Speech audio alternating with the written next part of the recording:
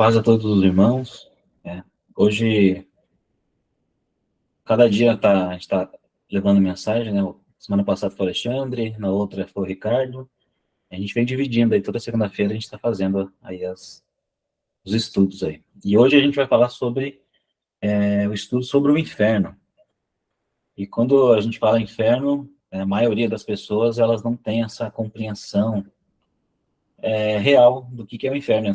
Por exemplo, se alguém me mandar para o inferno hoje, eu falo que seja no seio de Abraão, né? As pessoas mandam para o inferno, achando que está, né, mandando o cara para o mais terrível lugar, né? A gente vai entender hoje mais sobre esse tema. A gente vai ver que esse tema aqui ele é muito abordado com Jesus ali, quando ele começa a contar ali uma história. A gente vai ver aqui que está lá em Lucas 16, de 19 a 31. E a gente vai ver que existe aqui muita riqueza nisso que nosso Senhor Jesus ele tá falando, né? A gente vai ver que isso aqui é uma realidade. A gente vai ler o texto aqui e eu vou abordar algumas coisas que a gente vai ver a riqueza de detalhes que existem aqui e como Jesus estava contando algo real, não é simplesmente uma parábola de uma história que não existe, mas isso aqui de fato é real. E a gente vai ver isso, né? Eu vou fazer a leitura, daí a gente vai abordar um pouquinho mais alguns detalhes aqui, né? Então a gente vai ler Lucas 16, do 19 ao 31. E diz assim: Ora, havia um homem rico, e vestia-se de púrpura e de linho finíssimo, e vivia todos os dias regalada e esplendidamente. Havia também um certo mendigo chamado Lázaro, que jazia cheio de chagas, à porta daquele, e desejava alimentar-se com as migalhas que caíam na mesa do rico. E os próprios cães vinham lamber-lhes as chagas.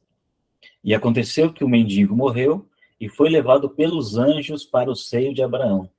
E morreu também o rico, e foi sepultado.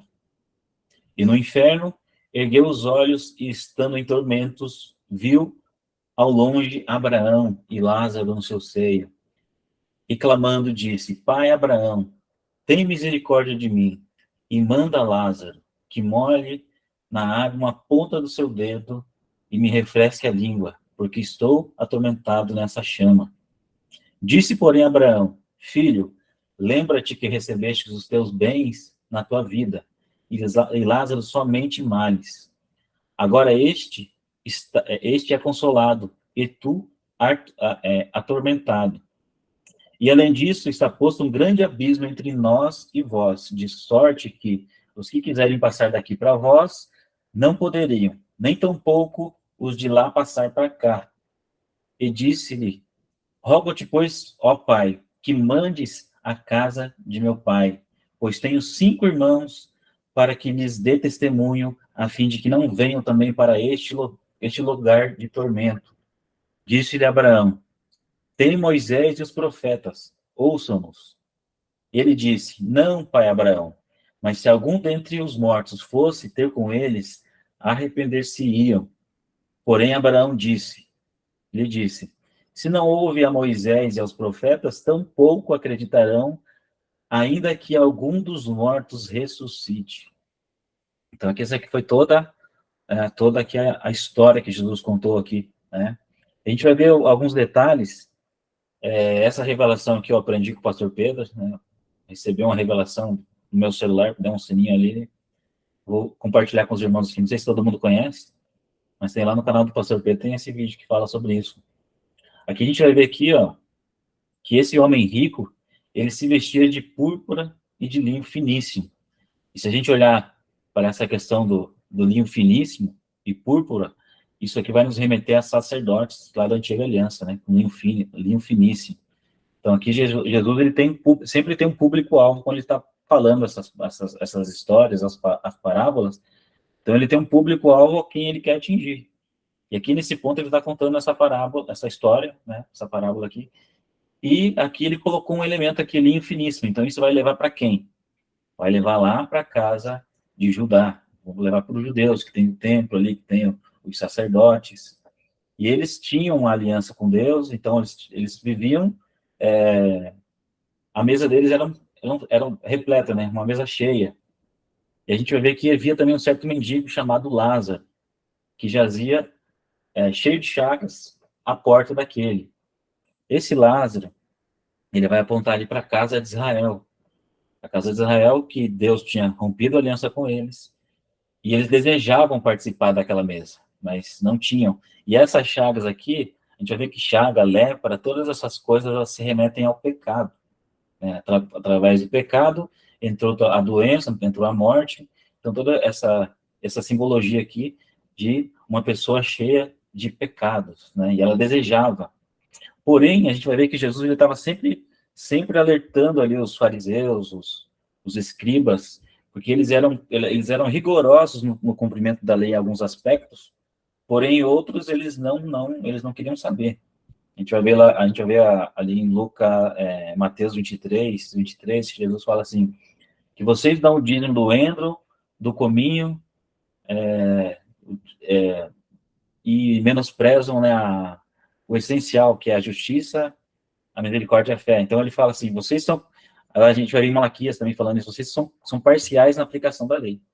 Então aqui Jesus está contando essa história, ele tá mostrando isso aí, né, essa questão ali dos sacerdócios, dos próprios judeus, ali na aliança antiga, que eles não tinham, né, os sacerdotes e os escribas, eles não tinham essa misericórdia, porque eles tinham alguém necessitado na porta deles aqui, e eles não estendiam a mão. Então, eles não estendiam a mão.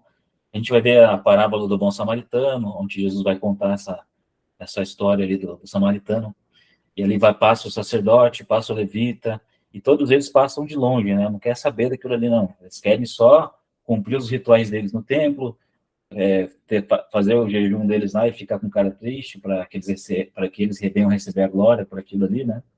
A gente vê que Jesus estava sempre repreendendo esse contexto.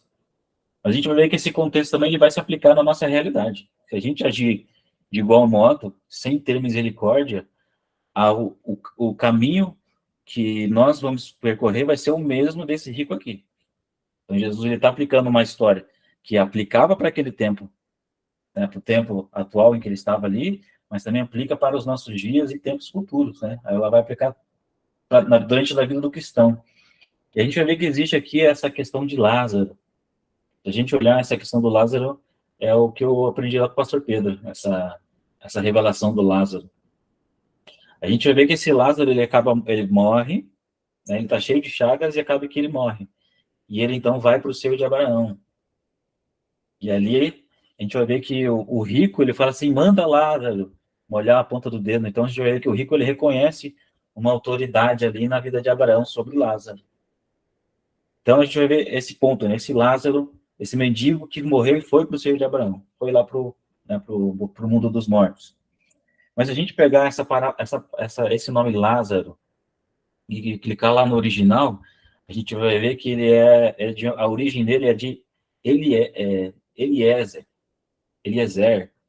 Se a gente clicar lá no original, a gente vai ver que vai levar a seguir. O que é Eliezer? A gente vai ver que Eliezer era o servo de Abraão, quando Abraão estava em vida. A gente vai ver que Abraão também agora está lá no seio de Abraão, né? E esse Eliezer é o servo de Abraão. Então a gente vai ver essa ligação entre esse Lázaro, o mendigo, esse que agora o próprio rico reconhece aqui o senhorio de Abraão na vida dele, dizendo, manda Lázaro, né? Como se Abraão fosse o maior ali e ele obedecesse a Abraão. E esse Eliezer, ele é o servo lá de Abraão em vida. Antes de Abraão ir para o seio de Abraão, né, ir lá para o paraíso, ele tinha um servo chamado Eliezer. A gente vai ver que esse Eliezer, ele era um servo fiel, Damasceno Eliezer. E ele teve uma missão, né, a missão de que Deus fez promessas para Abraão. Eu vou recapitular um pouco aqui da história para a gente poder ter um pouquinho mais de informação. Deus fez promessas para Abraão e Abraão disse, mas Senhor, como que eu vou, né, o Senhor disse que eu vou herdar tudo isso, mas eu não tenho filho. A única coisa que eu tenho é meu servo Eliezer, né, Eliezer ali, e tudo que eu tenho vai ser para ele. Né? Então a gente vai ver que Eliezer, ele é herdeiro de tudo o que Abraão possuía.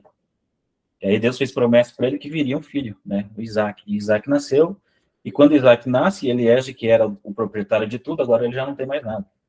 Aí ele poderia ali acontecer uma situação, né, de Eliezer querer se revoltar contra Isaac e querer, né, se a gente olhar essas novelas, vai ser tipo uma novela mexicana ali, vai querer matar o filho para tentar ficar com a herança, né?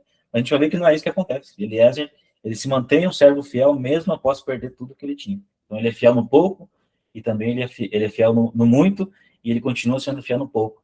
E a gente vai ver que a trajetória de Eliezer, certo tempo, Abraão pede para Eliezer ir encontrar uma esposa para Isaac.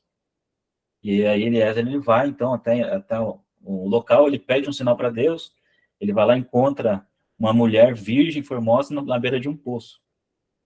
E aqui a gente vai ver essa história de Eliezer, né?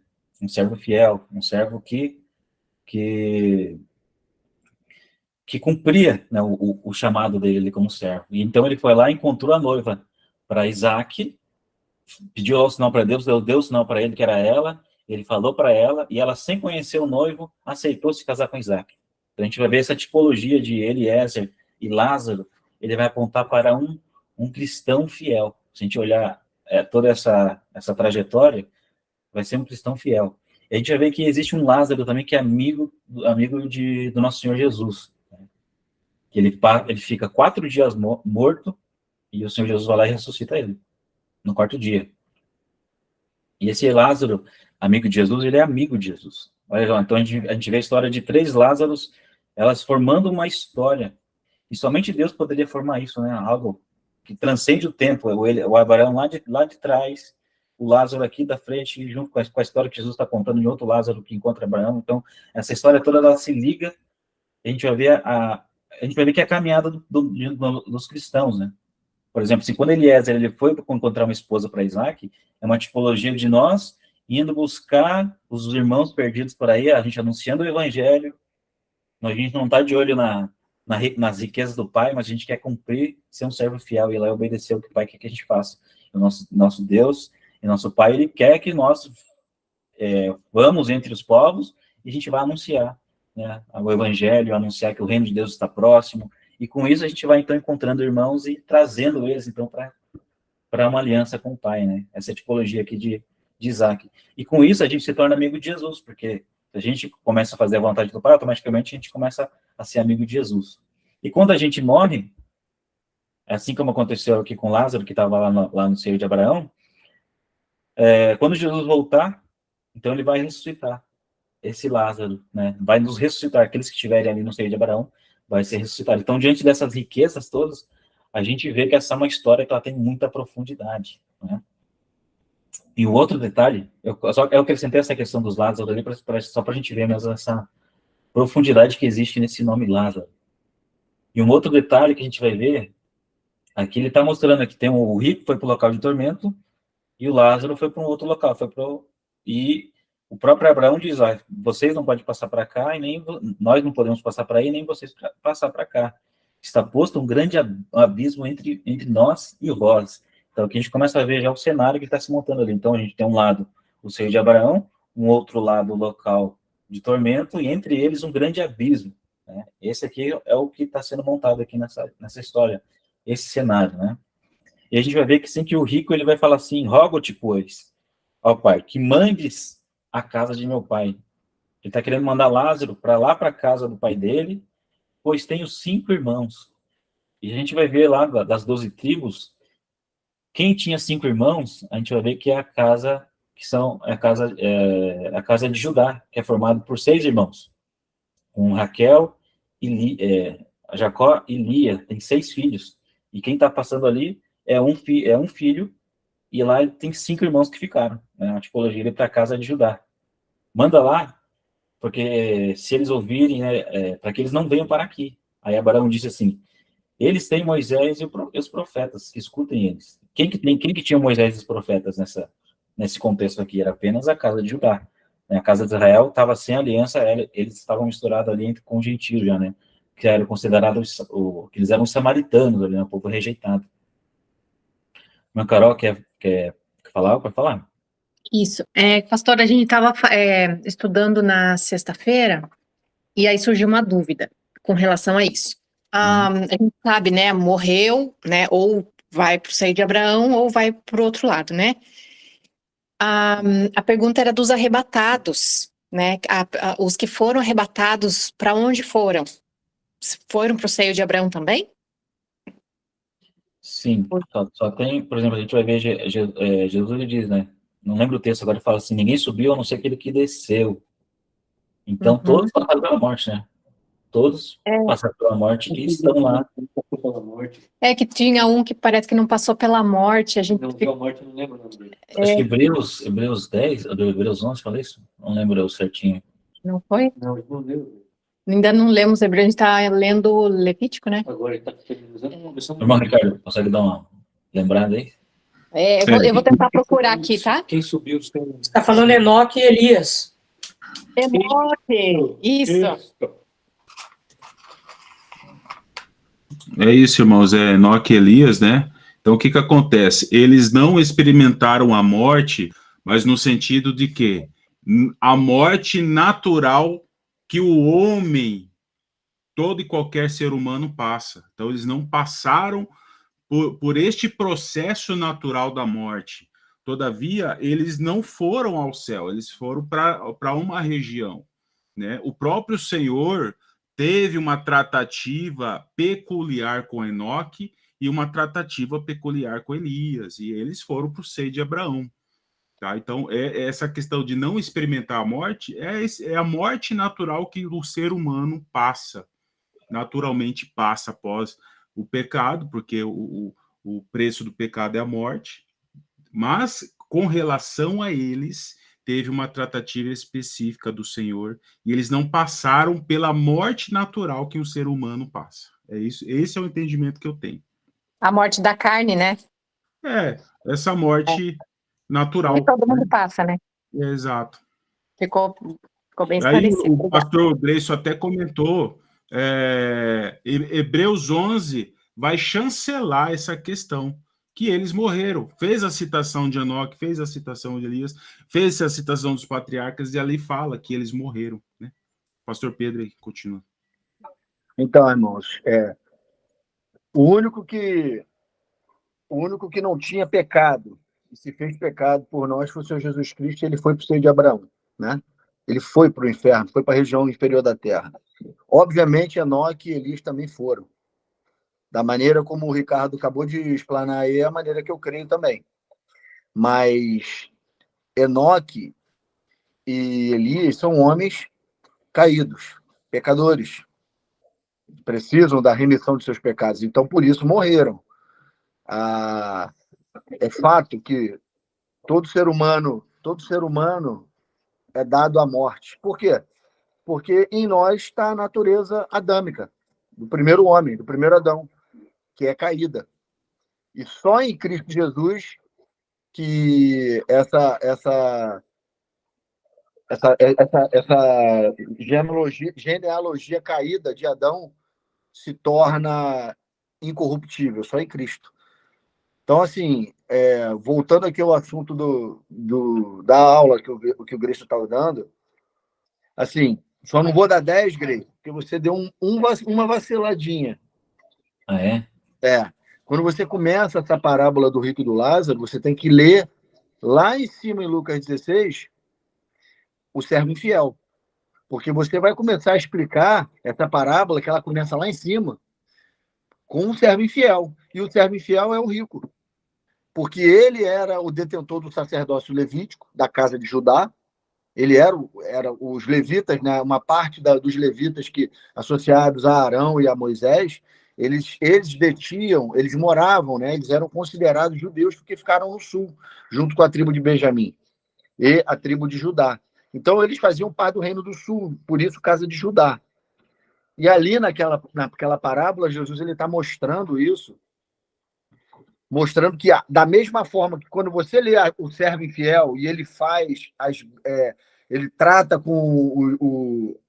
administra as coisas do seu senhor de forma infiel para o seu benefício próprio, assim é também o sacerdócio levítico do tempo de Jesus, do farisaísmo judaico. Eles se regalavam, esbanjavam e tinham em vida aquilo que o pobre não tinha, que o Lázaro não tinha. E eles regalavam, eles esbanjavam. Por quê? Porque usavam para benefício próprio e não tinham misericórdia. Eles não tinham a misericórdia, que era aquilo que Deus queria ensinar para os sacerdotes. Ele falava que não se agradava do sacrifício, mas a misericórdia ele queria.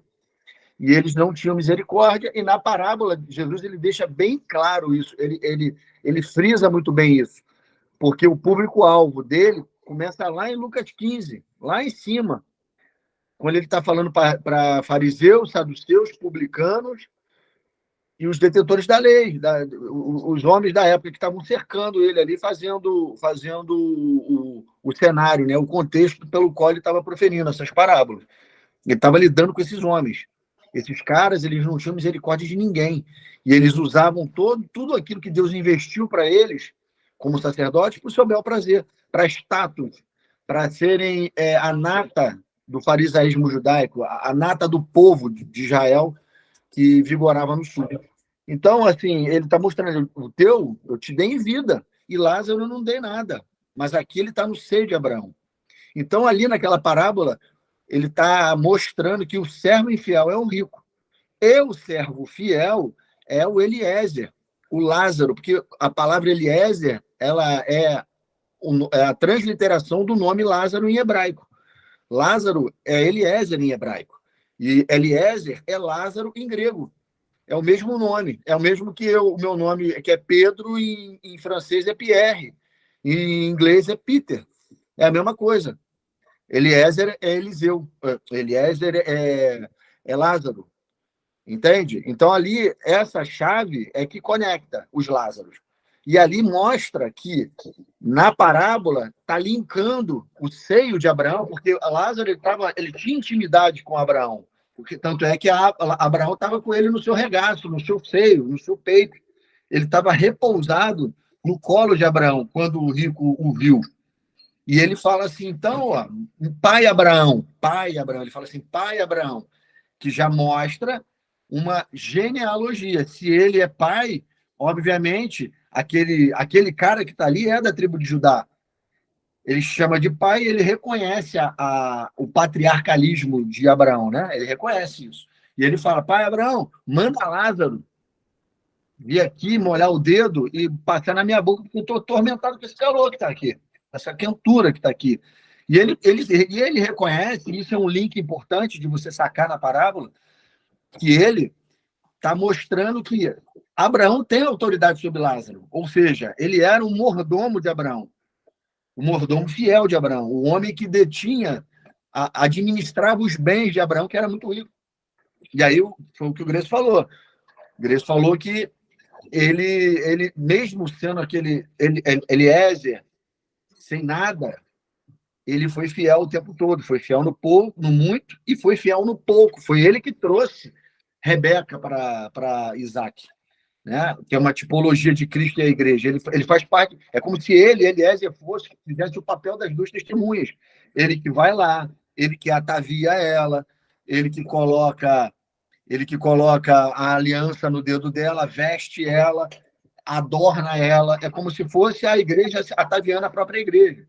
E ela, pela fé, sem nem ter nunca visto Isaac, ela aceita o casamento e vai. E de longe, quando ela está chegando no caminho junto com Eliezer, ela de longe vê o noivo e fala, meu noivo está vindo ali. E ela vai e adentra as tendas de Sara com ele, que é a Nova Jerusalém, e aí a tipologia fica fechada ali, né? Cristo, igreja, a Nova Jerusalém. Então você vê que Eliezer teve um papel importantíssimo e foi fiel até o fim, mesmo no muito e mesmo no pouco. Aí você consegue enxergar ali o servo infiel, as características dele dadas na parábola anterior, e o servo fiel, as características que estão lá no Antigo Testamento em Gênesis. E aí você vê um no seio de Abraão e o outro no tormento. Aí o outro Lázaro que entra na história é o outro Lázaro, irmão de Marta e irmão de Maria.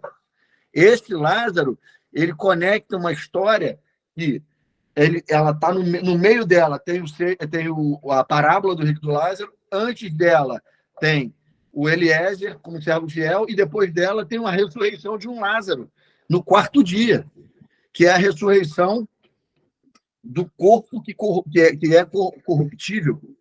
O único que ressuscitou com 3 dias e não passou pela corruptibilidade foi Jesus. Ele não teve o corpo apodrecido.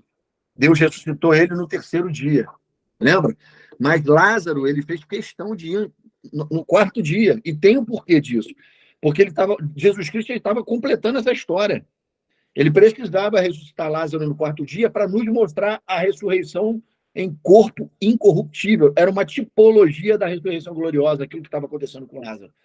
Porque ele estava ressuscitando no 4º dia, quando o corpo já estava podre. E ele levanta, Jesus levanta. Aí você consegue encaixar nesses 3 Lázaros uma história. O servo fiel, e ele sendo fiel para onde ele vai, e quando ele ressuscitar, o que vai acontecer? Uma ressurreição gloriosa, onde a corruptibilidade se transforma em incorruptibilidade. Essa é a moral da história dessa parábola, entendeu? Essa parábola é riquíssima. Jesus ele é só o Filho de Deus para conseguir montar uma história como essa. E usando toda a Bíblia, toda a dinâmica de um servo fiel, de um servo fiel, o que vai acontecer com ele? É fiel, vai para o seio de Abraão e depois ressuscita de forma gloriosa. Entendeu? Aí, essa é a moral dessa história, nesse pano de fundo que acontece lá no inferno, no Sheol, no Hades, né? E é muito tremendo essa parábola, cara. Eu estava falando dela esse final de semana, cara, por isso que está fresquinho na minha cabeça. Eu falei essa parábola nesse final de semana para uns irmãos. E realmente é incrível, é revelação sobre revelação. Ali, quando ele desce, o rico, ele desce, ele fala assim, manda alguém ressuscitar lá, Abraão, pai Abraão, manda alguém ressuscitar e avisar os meus 5 irmãos que esse lugar que eu estou aqui é muito ruim. Quem seriam os 5 irmãos? Pô, são os 5 primeiros filhos de Jacó, com Lia. São os 5 irmãos. Aquilo ali, aquele cara que está ali é Judá. É a casa de Judá, é Judá. Os outros 5 irmãos Simeão,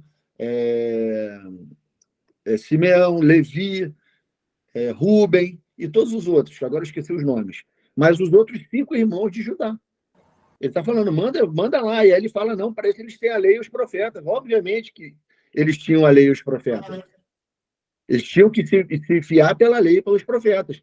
Aí o rico fala assim para ele, não, ressuscita alguém dentre os mortos e manda ir lá falar. Manda ir lá falar com os meus irmãos. Ele fala, nem que eu ressuscite alguém entre os mortos. Ele está falando, quem está contando essa parábola é Jesus. E Jesus já sabia o que ia acontecer. Ele ia morrer, ia ressuscitar, e esses caras, mesmo assim, não iam crer que ele era o servo, o Filho de Deus. E ele já está antevendo e está dizendo na parábola, nem que eu ressuscite alguém de entre os mortos, eles vão acreditar. Para isso, eles têm a lei e os profetas. Manda eles crerem em Moisés, que é que eles creem, então manda eles estudarem para eles crerem no que eu estou falando, porque não adianta ressuscitar ninguém. Jesus está falando, eu vou ressuscitar e eles não vão crer. Você vê, Caifás, ele sabia, ele sabia na cabeça dele, no coração dele, ele sabia que Jesus tinha ressuscitado, ele sabia disso. Porém, o que ele fez? Ele pagou, né? Ele pagou lá alguém para fazer essa história, dizer que os caras dormiram, que alguém foi lá e roubou o corpo, que mexeram na pedra. Ele quis catimbar a situação. Ele quis criar um cenário que não existe, por tamanha dureza de coração deles. Tamanha dureza de coração deles em crer que Jesus tinha ressuscitado do mundo dos mortos. Né? E aí todo mundo sabe da história do Evangelho. Mas é isso aí. Tu ia falar mais alguma coisa, Grace? Não, é isso aí mesmo. Você completou aí. Ganhou 10. Mas essa parábola é tremenda demais. Pra gente ver a riqueza que existe nela. Aqui, né? Pegar essa laranja aqui, esmagar bem ela e tirar todo o suco aqui. Na verdade, é muito bom, cara. A gente entender isso daqui. Isso aqui fortalece muito a fé, né, das pessoas. Pela minha, assim, eu me senti bem, eu senti que houve um fortalecimento, assim, sabe, uma confiança na palavra, de eu olhar a questão do Lázaro aqui no seio de Abraão, aí encontrando outro Lázaro lá atrás, um Eliezer, né, a transliteração do nome ali, e a gente vê Deus montando essa história, assim, com milhares de anos de distância, né, e querendo passar um conceito que hoje a gente consegue entender o que o Senhor queria passar, né, nessa história, né? A riqueza que existe isso aí.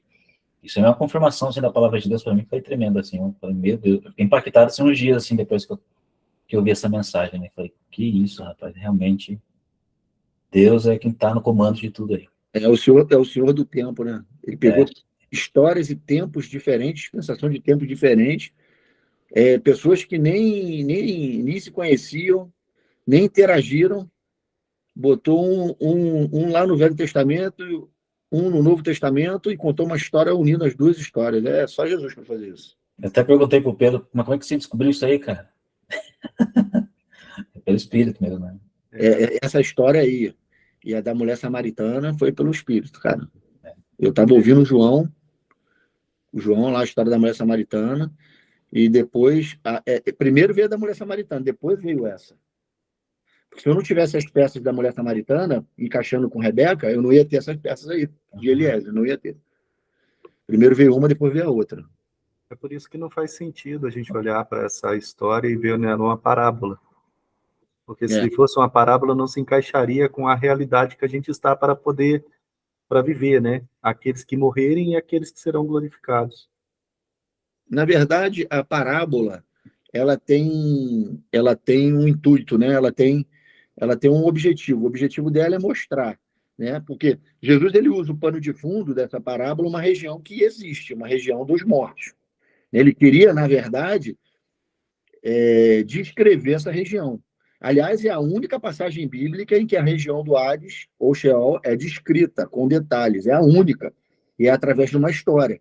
Então, Jesus, ele aproveita, isso é que é fantástico, cara. Ele aproveita uma situação para mostrar a região do mundo dos mortos e contar uma história de quem é que vai para lá, quem é que fica de um lado, quem é que fica do outro e como que sai de lá, usando a história de Lázaro, na ressurreição lá do quarto dia. Então, Jesus, ele é fantástico por isso, cara. A gente vê como uma história e consegue ver todas essas maravilhas, mas os que ainda vê como uma parábola não conseguem ver. Consegue ver. E aí, se você quiser ficar amarrado, né, engessado, que é uma parábola, você tem que fazer a pergunta, qual é a moral da história? Porque toda parábola tem uma moral da história. E se não tiver uma moral da história, não tem sentido contar uma parábola. Qual é a moral dessa história? O que Jesus estava querendo mostrar? Se você olhar para uma fatia superficial, era que um era bom, o outro era mal, está dito isso na própria parábola, né? Que o cara que viveu bem e não teve compaixão foi para um lado ruim, e o cara que foi pobre e sofreu tudo na pele foi para um lado bom. Se você olhar, é só isso que a parábola fala. O pano de fundo é essa. Então, você parece uma apologia à pobreza, né? Uma apologia a ser miserável. O miserável vai se dar bem e o rico aqui, que não tiver misericórdia, vai para o tormento. E a gente sabe que não é bem assim, né? Não é bem assim. Aí, quando você começa a cavucar, você vai entender que Deus é justo. Deus deu tudo para os sacerdotes. Tudo. Tudo. E eles usaram para o seu bel prazer. Quando vocês pegarem essa parábola e lerem o servo infiel, lá no início do capítulo, e olhar o que está descrito ali, você vai ver por que Jesus está falando que esse cara, o rico, era um servo infiel. Você vai associar e vai ver. Você vai associar aquilo ali ao sacerdócio levítico, ao farisaísmo, né? Ao farisaísmo judaico ali da época. Os caras eram daquele jeito ali mesmo. Eles cobravam impostos junto com os publicanos, eles charcavam o povo de Israel, nos dízimos. Eles eram falsificadores da lei, cara. Eles usavam, como está escrito em Jeremias, a falsa pena dos escribas. Eles adulteravam a lei, criaram leis pelo seu bel prazer, criaram Mishiná, criaram Talmud, criaram Torá oral, né? Leis que não são de Moisés. Inclusive, esse negócio de você andar tantos quilômetros e não poder apertar fazer obra servil, não poder apertar o botão do elevador, porque isso é obra servil, não pode andar, não pode isso, não pode aquilo, não pode escrever, não pode beber isso, não pode comer aquilo. Isso aí não tem nada na lei de Moisés. Isso aí é tudo acréscimo da Talmud, né? Da Torá. É emenda à Constituição. Exatamente. E ali, cara, eles começaram a adulterar a lei, a falsa pena dos escribas, entendeu? E Deus falou que vai riscar o nome desses caras. Vai arriscar o nome deles. Eles são uma vergonha. abomináveis. Entende? É isso. É isso, é disso, por isso que o público-alvo é importante frisar no início de contar essa história, porque os fariseus eles estão lá, no público ao qual Jesus está conversando ali. Eles estão lá, eles estão ouvindo isso tudo, entendeu? Eles estão ouvindo. E os publicanos também, os cobradores de impostos também, estão ouvindo tudo isso. E os discípulos, que é a casa de Israel, também estão ouvindo. Então você está vendo que a casa de Israel era demonstrada em Lázaro, e a casa de Judá ali no rico, entendeu? E aí estava vendo os dois destinos ali, se não se arrependerem, o que acontece. É isso aí. Olhando, quer falar? Só um complemento, sim, é interessante, né? Essa parte que fala que nem que ressuscitasse, né? Eles iam crer. E realmente, né? Jesus, ele ressuscitou, trazendo para os dias de hoje. A gente pode ver que também tem muitos que estão vivendo nessa dispensação, nesse tempo, né? De que eles estão recebendo aqui o mesmo que o rico recebeu nessa parábola, né? Então, o que pode acontecer é que se eles vierem a dormir, a morte do sono ali, o sono da morte, eles também não vão sair do lugar de tormento na vinda de Jesus, né? Porque eles também estão recebendo aqui todas as regalias. Então, não estão usando a falsa pena, que nem o Pedro falou, mas estão usando a própria palavra, o evangelho, para seu benefício, para seu bel prazer, para corromper as pessoas, né? Então, eu acredito também que, né, essa parábola ela nos leva até para os tempos de hoje, né? Sim. Aquilo ali, aquele personagem que está ali era só para mostrar o farisaísmo. Mas o servo infiel se referindo a toda a igreja. Servo fiel e infiel. Todo servo infiel vai para o lugar do rico. Todo servo fiel vai para o lugar de Lázaro. Essa é a moral da história. Entendeu? Essa é a moral da história. Só que Jesus ele foi tão rico que ele aproveitou o cenário da época e colocou os nomes nos personagens para atingir o público. Mas essa parábola é transcendental. Ela é parábola do rico e do Lázaro, ou você pode ler também assim, a parábola do servo fiel e do servo infiel. É a mesma coisa, entendeu? Você está falando da mesma coisa. Eu vejo que essa parábola abrange até as nações, na questão das obras dela, né? E misericórdia que é o que Deus vai cobrar, né? Que Jesus vai cobrar quando estiver reunindo as nações, ele vai cobrar isso aí. Vocês, tive sede, vocês me deram de beber, eu tive fome, eu tive preso, vocês me visitaram. Elas perguntam, mas quando que a gente fez isso? Né? A gente vai ver que a cobrança que Jesus está fazendo para a humanidade é misericórdia e justiça. Isso aí. Exatamente. Alguém levantou a mão? Alguém. Eu também percebi uma coisa aqui, né? É que ali quando ele fala, deixa eu só achar aqui.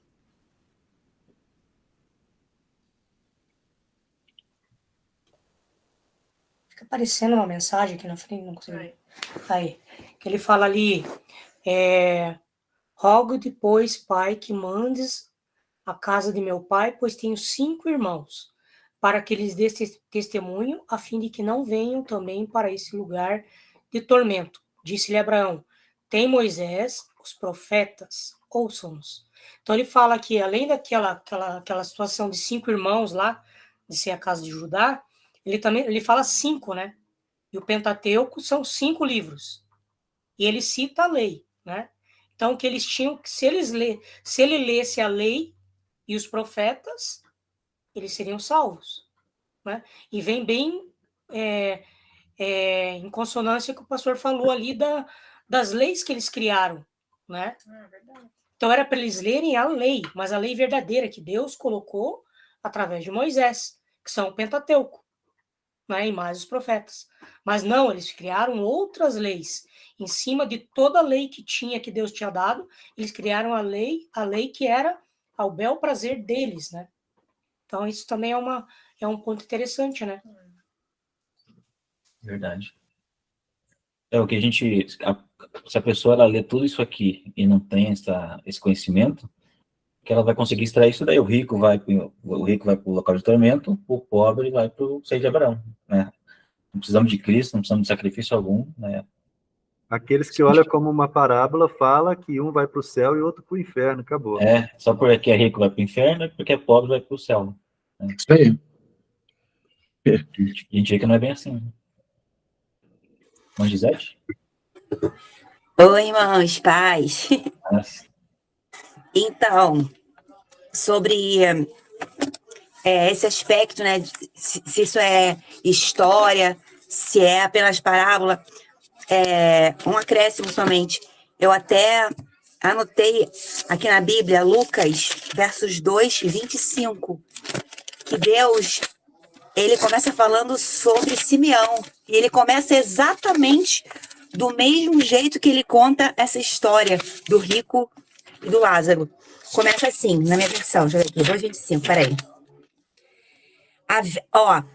Havia em Jerusalém um homem chamado Simeão, que era justo diante do Senhor e esperava a consolação de Israel. Ou seja, havia um certo homem. Ou seja, ele começou do mesmo jeito que essa parábola. Havia um homem rico, né? Havia um homem rico que se vestia de púrpura, ou seja, né? Além de outros argumentos muito mais ricos, né? Óbvio. Mas até também a forma de ele se expressar, né? De ele iniciar a sua fala é a mesma coisa. E eu, duvido que alguém vai dizer que lá no caso de Simeão era parábola. Não era, era uma história, né? É a mesma coisa, a mesma ideia. Só um acréscimo, tá? Amém. Esse aqui a gente falou bastante, né? Alguém tem mais alguma coisa para comentar? A gente passar para o próximo. Então vamos passar para o próximo aqui. Então aqui a gente vai ver ali a questão, então a gente viu ali é como o pastor Pedro disse, né? Ali é onde o local na Bíblia assim que mais apresenta ali é o ambiente, né? O mundo dos mortos ali, o seio de Abraão, o local de tormento e um abismo entre eles, né? Então aqui a gente tem esse desenho aqui que mostra, né? A casinha aqui onde a gente está, aí o túmulo que é o Keber, túmulo sepultura, onde as pessoas são enterradas, e o local de tormento, o seio de Abraão, e o abismo, o grande abismo, que a gente vai ver que é a palavrinha tártaro, né? Abismo profundo aqui. Aqui a gente tem o nosso céu, que a gente vê aqui o azul, né? O segundo céu e o terceiro céu, que é o que tive Paulo falando, se não me engano, foi até o terceiro céu, né? Que a gente vê, o céu é visto como ficando abaixo nas entranhas da terra, o lugar mais baixo da terra. A gente vai ver alguns textos que falam sobre isso. Está ali em Jó 11, verso 8, diz assim: como as alturas dos céus é a sua sabedoria. Que poderás fazer? Mais profundo é ela que o abismo. Que poderás saber? Então, aqui ele dá uma comparação com o abismo, né? Imagine, alguém quer falar alguma coisa? Boa noite, graças a Deus, irmãos. Eu tenho uma dúvida aqui com relação a Tártaro, né? Essa região, no caso, é onde ficam os anjos caídos. Isso mesmo. Essa aqui é a segunda Pedro, né? Fala desses anjos que estão acorrentados ali, né? Algemados. Aguardando o dia do... É um espaço, né? Um abismo profundo que fica, no caso, uma região entre o lugar de tormento e o seio de Abraão, no caso. Isso. Essa região. Entendi. É isso. Amém. Amém, valeu, obrigado. Amém.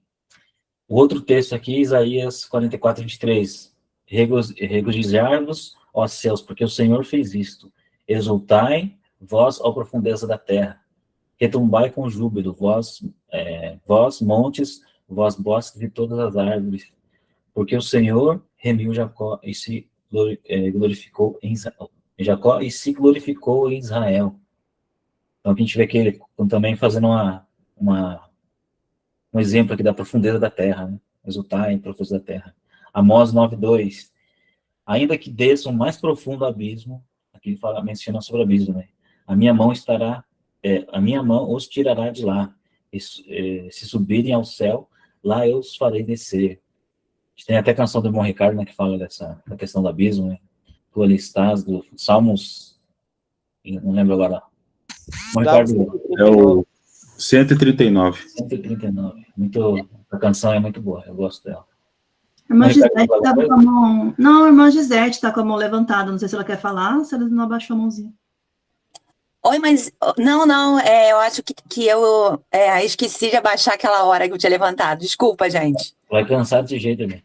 Deixa eu ver como eu tiro. Ah, foi, tirei. Valeu. Mordida aí.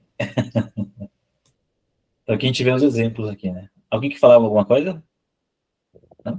Eu não sei se o irmão ouviu, Salmo 130, Salmo 139, né? 136. Do Sheol ali, né? É. O irmão Ricardo fez uma canção aí, bem... Vou gravar um CD depois. Gravar um CD. Colocar no Spotify. Então, vou ler esse texto aqui, falar um pouquinho dessa... Existe essa confusão sobre o inferno, porque a gente vai ver ali, tudo é traduzido como inferno, né? Na maioria das vezes ali. Então, a pessoa, ela cria essa... Não entende a questão do inferno, mas se a gente clicar no original, a gente começa a ter uma compreensão melhor, né? Aqui, eu vou ler esse texto aqui. Nesse texto fica claro que as almas continuam a existir pelo que vimos. Além disso, elas têm consciência, está falando que é da parábola que a gente viu lá do Lucas 16, né? Isso não significa que elas não conseguem saber o que está... Isso não significa que elas conseguem saber o que acontece no mundo dos vivos, então ela não tem esse acesso aqui, né? Mas sim que elas sabem onde estão, a gente vê lá pela própria palavra que ela tem a consciência, porque chama lá os irmãos, né? Manda Lázaro chamar dos meus irmãos, então eles têm memória lá naquele local ali, né? A gente vai ver aqui a etimologia das palavras. Inferno, infernos em latim, significa lugares inferiores, mundo dos mortos. Então a gente vai ver aqui essas palavrinhas, né? Sheol, no hebraico, Hades, no grego, ele fala sobre o mundo dos mortos. Geena, então quando você for ver a palavrinha Geena, inferno, que ele está lá no original, e você vê a palavrinha Geena, então ela está falando do lago de fogo. E o Tártaro, é como a gente viu aqui, né, onde os anjos estão presos lá, naquele texto de 2 Pedro, se você clicar lá e ver a palavrinha, vai ser essa palavrinha Tártaro, que vai estar falando sobre o abismo. E aí a gente começa, então, a ter todo o cenário que Jesus está apresentando para a gente ali, né? Não, Pedro? Eu falei. Tá sem som, hein? Deixa eu acrescentar um negócio para você. Ah. Muita gente confunde, né, isso aí que você está falando. Inferno, porque já traz na consciência o seguinte: inferno, diabo. Diabo, quente, labareda de fogo. Aquele negócio do Tom e Jerry que a gente via antigamente, né? O gatinho lá embaixo com o caldeirão e as almas caindo ali, ele cozinhando lá, todo mundo no calor do caramba. Essa é a analogia que se tem de inferno. Inferno é fogo, e aí cria-se a confusão de Geena com inferno, lugar do diabo, e toda essa questão aí faz uma mirabolância na cabeça da pessoa, a pessoa não consegue discernir o que cada coisa significa. Então, o inferno é região inferior. Essa palavra inferno, ela não existe na Bíblia. Ela é uma palavra latina, né? Ela é uma palavra que ela entrou na Bíblia quando houve a tradução da Vulgata Latina. Ela entrou ali, o inferno, infernos, né? A palavra não existe no grego e não existe no hebraico. Então, quando você olha a palavra inferno, e muitas vezes também está escrito abismo, sepultura, você vai ver a palavra Hades ou Sheol. Isso aí fala do mundo dos mortos, das regiões inferiores da Terra. Agora, o Geena não tem nada a ver com isso aí. A palavra Geena, ela vem da expressão Vale dos Filhos de Inom, que no hebraico é Ginon, no grego é Ginon, Vale dos Filhos de Ginon, Ginon Geena. O que acontecia ali? O Vale dos Filhos de Ginon era onde os sacerdotes da época cultuavam Moloque. É onde eles pegavam aquele deus, eles faziam a escultura do deus de bronze, uma estátua de bronze, a mão encandecia de fogo e eles colocavam fetos, crianças recém-nascidas, prometidas na mão de Moloque. E aí eles batiam o tambor com força, a criança começava a torrar, a ser queimada viva na mão daquela estátua. E aí eles batiam os atabaques mais alto ainda para as pessoas não escutarem o grito de dor, né, de desespero da criança que está sendo queimada viva ali na mão daquela estátua incandescente. E ali, aquele lugar, era um lugar que Deus abominava, porque tinha sacerdote levita ali, cultuando Moloque, no Vale dos Filhos de Inom. E aí, na época de Jesus, antes disso, aliás, Deus, quando ele acabou com aquele ritual ali, ele fez aquele lugar um lugar cheio de enxofre, que virou o aterro sanitário de Jerusalém, na época de Jesus. O Vale dos Filhos de Inom, o Geena, era todo rico em enxofre. E ali eles usavam como aterro sanitário um lugar que não servia para nada, era na área externa da cidade, era um lugar onde era um aterro sanitário, eles colocavam lixo. Entendeu? Então, aí esse lugar, Vale dos Filhos de Guinom, virou o nome Geena, que é o lugar aonde vai ser colocados os inimigos de Deus. Entendeu? Entendeu qual é a história do Geena? Não tem nada a ver com Hades e Sheol, cara. Não tem nada a ver. E é bom a gente saber essas histórias para poder botar os pingos nos is e não confundir mais. Era só isso que eu queria falar. É muito bom isso, não sabia não. Esse acréscimo seu aí. Muito bom. Então, o que a gente viu então, né? A explicação que é do Geena. Então, quando você vê lá o Sheol, Hades, mundo dos mortos, Keber, Tapos, sepultura ou tumba, né? O que a gente vê, aí vai ficar bem mais claro, né? Quem tem tem que ter a Bíblia lá com esses troncos lá para você conseguir ver e entender melhor o texto, né?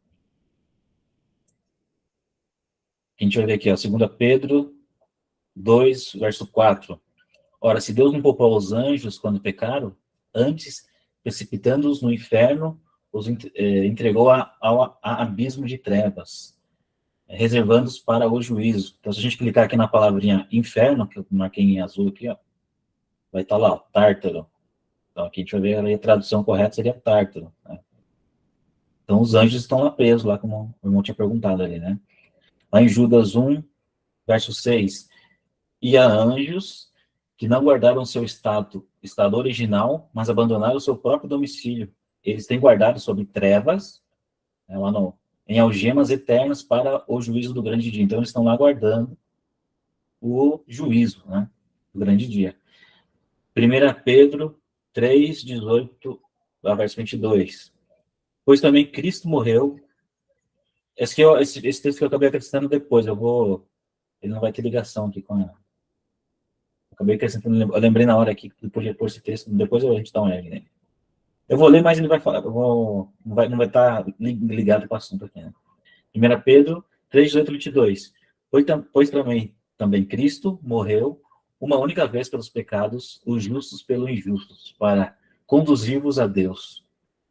Morto sim na carne, mas vivificado no espírito, no qual também pregou aos espíritos em prisão, os quais no outro tempo foram desobedientes quanto à longanimidade de Deus, aguardava nos dias de Noé, enquanto se preparava a arca, no qual poucos, a saber, 8 pessoas foram salvos através da água, ao qual, figurando o batismo, agora também vos salva, não sendo a remoção da imundícia da carne, mas a indagação de uma boa consciência para com Deus, por meio da ressurreição de Jesus Cristo, ao qual, depois de ir ao céu, estar à destra de Deus, ficando-lhe subordinados anjos e potestades e poderes.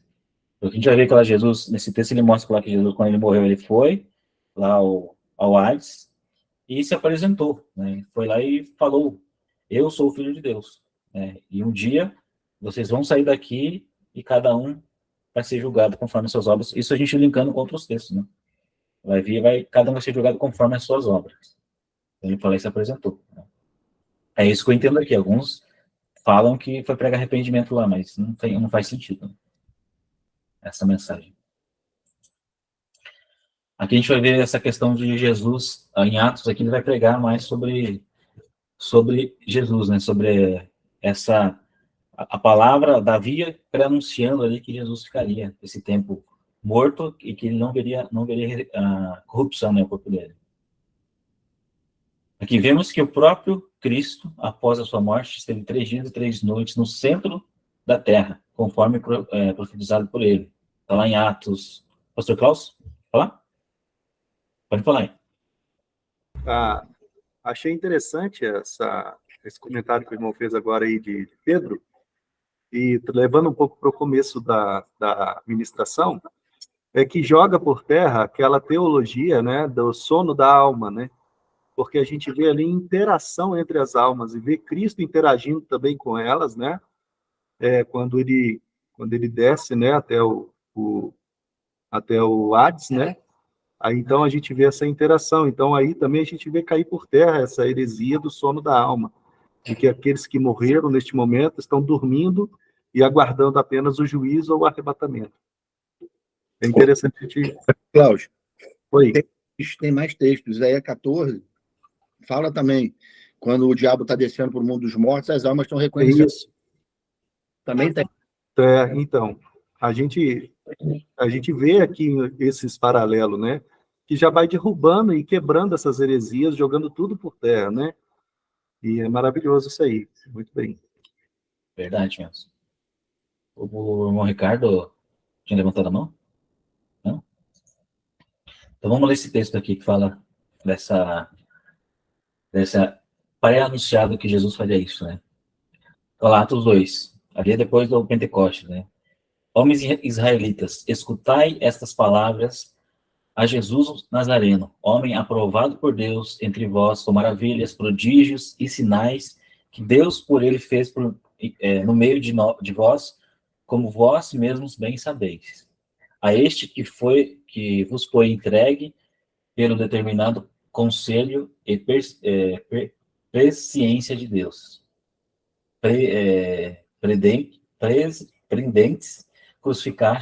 Prendestes, crucificastes e matastes pelas mãos de injustos, ao qual Deus ressuscitou, solta as ânsias da morte, pois não era possível que fosse retido por ela. Então, é como se o inferno, a expressão que ele disse, é como se o inferno tivesse ânsia por conter ali o nosso Senhor Jesus ali no Hades, ali, né? Porque dele disse Davi, sempre via diante de mim o Senhor, porque esta é a minha direita, porque está à minha direita, para que eu não seja comovido. Por isso se alegrou o meu coração e a minha língua exultou, e ainda a minha carne há de repousar em esperança. Pois não deixarás a minha alma no inferno, nem permitirás que o teu santo veja corrupção. Então aqui a gente vai ver que Pedro está pregando ali, falando que Davi falou isso, mas ele não falava de si mesmo. Porque a gente vê que o Davi, aqui no texto, na sequência que eu vou dar uma resumida, no próprio texto ele vai falar assim, que Davi está aqui com a gente sabe onde está a sepultura dele. Mas ele estava, como profeta, ele estava anunciando sobre Cristo, né, que o corpo dele não veria corrupção, que a alma dele não ficaria no inferno. E a gente precisa entender o conceito. Por que as pessoas estão lá no Hades? Por que elas estão lá no mundo dos mortos? Tudo começou a partir do pecado de Adão e Eva. Então, Deus disse lá, se vocês comerem de todas essas árvores, vocês podem comer. Mas se vocês comerem da árvore do meio do jardim, certamente morrerás. Então, através da desobediência, que é o pecado, entrou a morte. Então, todos estão lá por causa do pecado. Agora, Cristo, sem pecado, foi morto. Como pode, então, a morte segurar ele? Não tem como. Porque a algema do pecado, a algema da morte é o pecado. Agora, se você não tem pecado, então você não tem como ficar lá. Essas são leis que o próprio Senhor estabeleceu, né? Então não tem como ficar lá sem ter pecado. E aí entra a questão do perdão de pecados. Então, quando Jesus vem e perdoa os nossos pecados, a gente consegue alcançar o mesmo benefício, né? De não permanecer morto, através da remissão de pecados. Aqui ele mostra isso aqui, né, nesse texto. Aqui eu falei lá sobre a questão da desobediência de Adão e Eva, está lá em Gênesis 2,16. E o Senhor Deus lhe deu esta ordem: de toda a árvore do jardim comerás livremente, mas da árvore do conhecimento do bem e do mal não comerás, porque no dia em que dela comerdes, certamente morrerás. Então, toda a consequência do homem estar lá morto é por causa dessa desobediência em que entrou o pecado, né? A gente vai ver mais textos falando sobre essa questão do pecado. Romanos 6:23. Porque o salário do pecado é a morte, mas o dom gratuito é a vida eterna. Mas o dom gratuito de Deus é a vida eterna, por Cristo Jesus, nosso Senhor. Através de Cristo, nós alcançamos esse dom gratuito, na vida eterna. Atos 2:27. O poder da morte é o pecado, e Cristo morreu sem pecado, por isso a morte não tinha poder sobre ele, e não podia retê-lo. Então a morte ela não tinha como manter, né, Nosso Senhor lá. Mateus 12:38-40. Então alguns dos escribas e dos fariseus tomavam a palavra, dizendo: Mestre, quiséramos da tua parte algum sinal. Mas ele lhe respondeu e disse: uma geração má e adúltera pede um sinal, porém não lhe será dada outro sinal senão o sinal do profeta Jonas. Pois como Jonas esteve 3 dias e 3 noites no ventre da baleia, assim estará o Filho do Homem 3 dias e 3 noites no seio da terra. Então, mostrando novamente a questão do Sheol, e que Jesus ia ficar lá no Sheol, e lá é o mundo dos mortos, onde ele se apresentou, como a gente viu lá no texto anterior. Ele se apresentou para os espíritos em prisão lá, se anunciou como Filho de Deus, que ele tem autoridade, né, ele alcançou todas as coisas, e que ele ia sair de lá. Ali em Jonas 2, verso 1 e 2. Então Jonas, no ventre do peixe, orou ao Senhor e disse: minha alma na angústia clamei ao Senhor, ele me respondeu, e do ventre do abismo gritei, e tu ouvistes a minha voz. E aqui a gente vai ver que essa questão do abismo está mal traduzida também. A gente vai ver que esse abismo é referente a Sheol, então que é o mundo dos mortos. Então a gente vai ver aqui, Jonas morreu e lá ele gritou e Deus ressuscitou ele também, né? Ele ficou 3 dias e 3 noites, assim como Nosso Senhor Jesus ficou também. E esse é o sinal que Jesus daria, e ele ficou, né? 3 dias e 3 noites. Essa é uma outra revelação, não sei se os irmãos conhecem, sobre a ressurreição do nosso Senhor Jesus. A gente vai ver que o que é ensinado é que ele morreu na sexta-feira, aí vem sábado e domingo, não dá um dia e meio que ele fica lá no mundo dos mortos, né?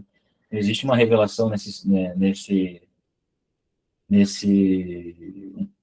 que vai mostrar que ele morreu na quarta-feira. Isso a gente somando com as festas, somando com outros pontos, quando o cordeiro era sacrificado, né? Então a gente vai ver que a morte do nosso Senhor Jesus aconteceu na quarta-feira à tarde, então ele foi ressuscitar após as 6 horas, que era o início do domingo, né? As primícias, na virada do dia. Alguém levantou a mão? Não? Oi, irmão. Ô, pastor Grace. Oi, pode falar.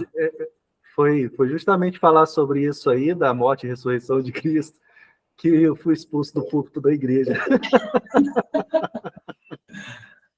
Quando eu falei para os irmãos doído, né? contar no dedo, a gente está rezando, mas é doído, né? quando eu convidei os irmãos para contar no dedo, para poder ver se dava 3 dias e 3 noites mesmo que Cristo tinha morrido na sexta, sabe? Esse estava no domingo. Aí eu... Mas amém. Foi só lembrei disso aí que o senhor falou aí, desculpa. Não, mas é assim mesmo. Faz parte da caminhada. Continuando, então. O próprio texto afirma que Jesus... Alguém queria falar? Tem alguma coisa? Não? O próprio texto afirma que Jesus não subiu aos céus logo após a sua morte, e sim, ele desceu ao inferno, e lá ficou por 3 dias e 3 noites, né? Então, ele desceu, não subiu, né? Aí tem até aquela questão do ladrão da cruz, que dizem, né? Que Jesus disse para ele que hoje mesmo estarás comigo no paraíso, da intenção, eles creem que ele foi para o céu, né? Na verdade, ele foi junto, só que ele foi para o seio de Abraão, que é o paraíso, né? Efésios 4, 7 ao verso 10. E a graça foi concedida a cada um de nós segundo a proporção do dom de Cristo. Por isso diz: quando ele subiu às alturas, levou cativo o cativeiro e concedeu dons aos homens. O que seria essa expressão? Levou cativo o cativeiro. Quem é o cativeiro? O cativeiro é o Hades, né? Onde está lá, estão presos. E ele levou cativo o cativeiro. Então, o próprio texto diz, né? Ele levou cativo, ele saiu com autoridade para de lá ele tirar as pessoas. Quando ele voltar, ele vai ressuscitar a igreja, vai esvaziar ali o paraíso, e para isso ele tem autoridade para trazer a vida, né, à igreja. Então ele tem, e outro texto vai falar que ele tem a chave, né, da morte do inferno. Então ele levou cativo o cativeiro, então ele tem autoridade sobre aquele lugar. Aí continua no texto. Ora, que quer dizer subiu, se não também havia descido até as regiões inferiores da terra? Aquele que desceu é também o mesmo que subiu acima de todos os céus, para encher todas as coisas. Salmos 68, 18. Subiste das alturas, levastes cativo o cativeiro, que é uma pré-anunciação que ele fez aí. Recebestes homens por dádivas, até mesmo rebeldes, para que o Senhor Deus habite no meio deles. Então aqui a gente vê os Salmos anunciando já o que ele faria, levar cativo o cativeiro. Aqui a gente vê Efésios somando com Salmos 68. Né? Pode falar, irmão. Desculpa, abençoado, desculpa, Não, mas fica à vontade, a gente deixa assim mesmo. A gente vai vendo a própria palavra, né, nos ajudando a derrubar tudo quanto é heresia por terra, né? Quando a gente pega e começa a ler ela de forma correta. A gente viu, você viu, falou aí da parte aí, levou o cativo o cativeiro, e durante muito tempo, até eu mesmo, no tempo de ignorância, ensinei que esse cativeiro que Jesus levou foi as almas que ele tirou lá do seio de Abraão e levou para o céu, né? Enquanto, na verdade, não é nada disso que o texto está dizendo, né? Então, assim, por isso que é maravilhoso hoje, com os olhos iluminados, poder estar lendo isso aqui e partilhando desse pão maravilhoso da forma correta. Para mim é maravilhoso, porque, igual eu falei para os irmãos que no começo, durante 21 anos, eu fiquei preso numa cegueira espiritual, onde nesses 21 anos eu não avancei o tanto que, para a glória do Senhor Jesus Cristo, eu tenho avançado junto com os irmãos nesses últimos anos agora, né? Entre 2022 e 2023, agora, indo para 2024. Então, para mim é maravilhoso hoje poder olhar para esse texto e ver que, na verdade, a morte não conteve o nosso Senhor Jesus, e ele levou a autoridade para poder ressuscitar aqueles que estão presos lá, e dar a eles novo corpo, assim como ele recebeu também um corpo glorificado, né? Levou o cativeiro da morte. Isso é tremendo mesmo, né? Entender essas coisas é maravilhoso. Moisés, pode falar? Não, e tem até uma historinha acerca disso, né? De como que foi essa suposta limpeza do Sheol, né? Como alguns creem, né? É um livro apócrifo, eu esqueci agora o nome, né? Que a história, isso para mim também é novo, né? Eu não sabia a origem disso. Que é uma história onde Adão, ele chama as pessoas, se une em Cristo Jesus, agarra em Jesus, aí Adão estica o braço, e aí um segura o braço do outro, aí faz aquela corrente enorme, aí Cristo começa, sabe, puxar os homens de lá do chão, um por um, né? Através de Adão, ou seja, aquela corrente. Ou seja, é uma historinha, né? Que foi inventada, criada, e você vê uma história assim absurda, ridícula, né? Infantil. Mas existe, sim, esse livro que, sabe, narra essa história, né? Eu esqueci o nome agora do livro apócrifo. Enfim, é só isso que eu ia falar. As heresias avançam bem rápido. Origem católica, né? Origem católica romana. E a gente, sabe, durante muito tempo, né? A gente herdou realmente esse óculos de Roma, né? Sem a gente saber, né? Quantas coisas hoje, graças a Deus, né? Eu louvo a Deus porque meus olhos foram abertos, mas eu também estive, sabe, no engano, né? Criei em várias coisas que hoje eu sei de onde veio o engano, a mentira, né?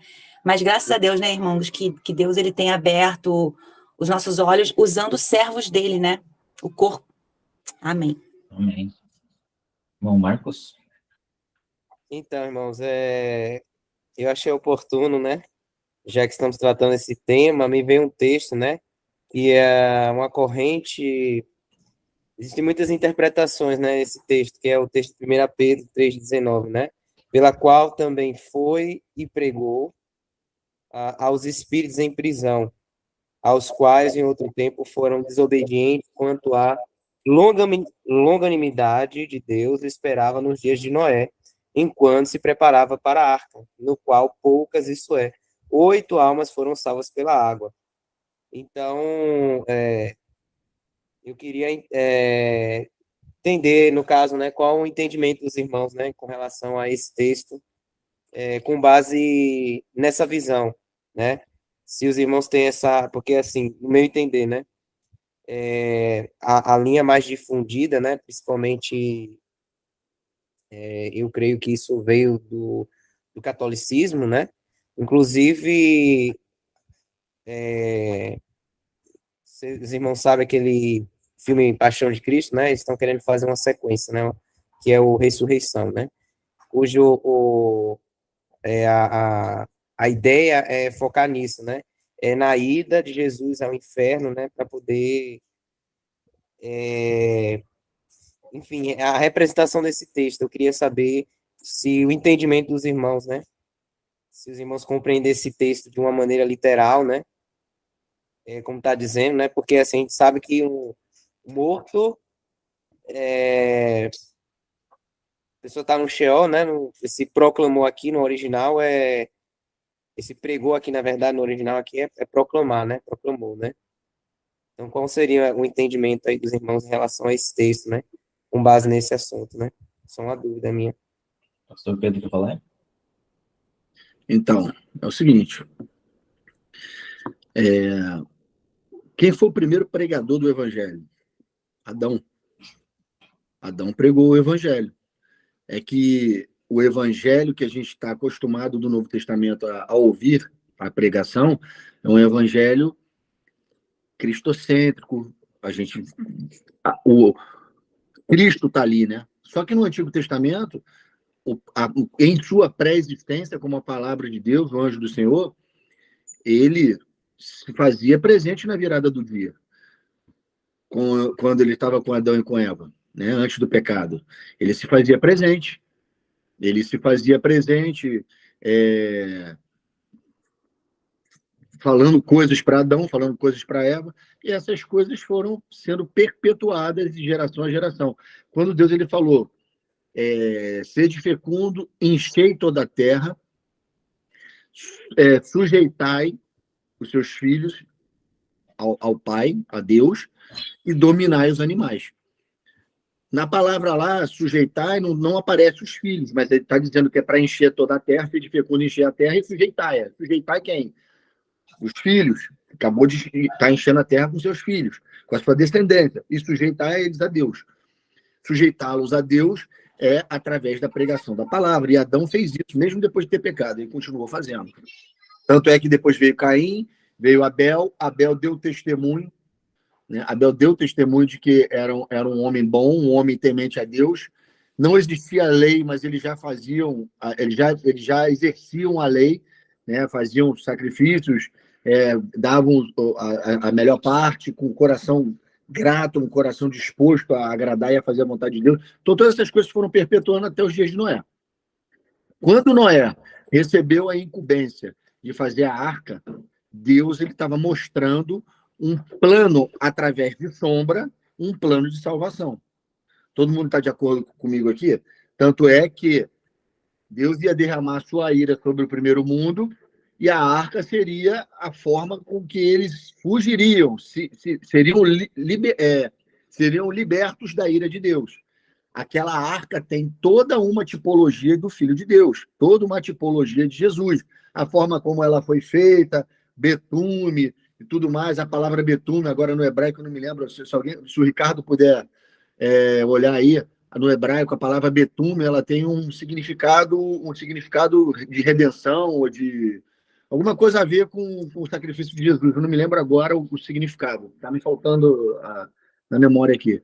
Mas a palavra betume, que foi revestida a arca, a madeira da arca, ela tem um significado ali de redenção, de proteção, de alguma coisa assim. Como se fosse o sangue, né, no umbral da porta, uma coisa nesse sentido. Preço de uma vida. Aqui, Oi? ó, a palavrinha aqui, ó. Preço de uma vida, resgate, suborno. Essa é copper. Então, tá vendo? Então, resgate. Então, você está vendo que ali, através daquela arca, Deus estava mostrando tipologicamente, através da pessoa de Noé, a pregação do evangelho e uma forma de salvação. E aí, pela fé, ele teria que acreditar que o mundo ia ser tomado de água, numa proporção que nunca tinha havido na face da terra até aquele momento. Ele teria que crer naquilo, teria que crer naquela voz, teria que edificar aquela arca, anunciar aquele plano de salvação para as nações que estavam rodeando ele, que são esses que estão em prisão nos dias de Noé, ao qual Deus aguardava com longanimidade até a construção da arca.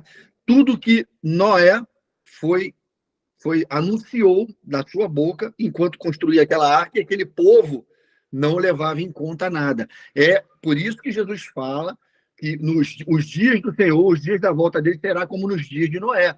As testemunhas vão estar pregando o evangelho, anunciando a salvação, anunciando a redenção para se fugir da ira de Deus, e o povo vai estar se casando e se dando em casamento, assim como nos dias de Noé. É um Ctrl-V, um Ctrl-C, é igual, está repetindo tudo. É o mesmo contexto em épocas diferentes. Deus vai acabar com esse mundo novamente, como ele acabou com o primeiro em água. Só que agora é pelo fogo. Agora Deus vai acabar com esse sistema desse mundo para começar o mundo vindouro. Então, Noé anunciou essas coisas. Só que Jesus não tinha se feito em carne, não era Jesus, era o Logos, a palavra, ele estava em espírito, numa pré-existência, antes de ser homem, Jesus Cristo homem, e Noé estava anunciando aquilo que ele tinha recebido do Logos, anunciando o plano de redenção, tipologicamente, em figura, mas era um plano de redenção. Era um plano de redenção cheio de mensagens ali, que mais na frente nós entenderíamos, mas era um plano de redenção, porque tinha que entrar na arca que ia acabar o mundo de água. Ou quem cresce estaria lá. Como todo mundo não creu, a não ser 8 pessoas, só que creram, o resto morreu. Jesus Cristo, quando ele morreu e ressuscitou, e ele foi lá no mundo dos mortos, ele desceu para falar com esses do primeiro mundo, do período pré-diluviano. Ele foi falar com esses que morreram não crendo na palavra da pregação do evangelho da boca de Noé. Ele foi lá e falou: se lembra daquela arca? Se lembra do plano de redenção que o meu servo Noé anunciou? Pois bem, o cumprimento dessa história toda é na minha pessoa. Eu, Jesus, o Filho de Deus. Eu sou o Filho de Deus. O plano de redenção que ele anunciou é na minha pessoa que se cumpre. Eu estou vindo aqui proclamar isso para vocês que estão em prisão. É isso que Jesus Cristo foi falar. Para aqueles homens, quando eles ressuscitarem, eles saberem que foi anunciado o evangelho para eles, pela boca de Noé, e foi confirmado na pessoa de Jesus Cristo, em alma, mas lá no mundo dos mortos. E aí, eles têm que entender que Deus teria um filho, e que o filho tinha toda a autoridade no céu, na terra e debaixo da terra. Eles tinham que entender isso. E aí é onde se cumpre que todo joelho, no céu, na terra, debaixo da terra, vai se dobrar na autoridade do nome de Jesus. É para isso que ele foi falar: eu sou o Filho de Deus, o plano é em mim, é através de mim, e eu sou o rei de toda a terra. Tudo foi conferido a mim, no céu, na terra e aqui, embaixo, onde vocês estão presos, nesse mundo, por isso que estão aprisionados. O mundo dos mortos é um cativeiro, ao qual Jesus levou a chave cativa com ele. Levou cativo o cativeiro. A chave da região estava com ele. A autoridade sobre a região ele levou. Então, ele é o único que entra e sai, é o único que dá ordem para sair e para entrar. É ele. Então, é isso que o texto está dizendo ali, para o irmão que perguntou aí. Tá bom, meu irmão? É isso aí. Glória a Deus.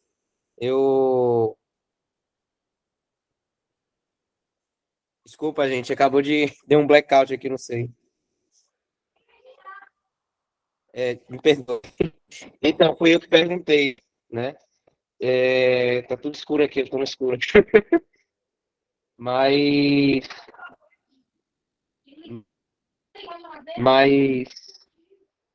Desculpa, irmão, eu perdi o foco aqui.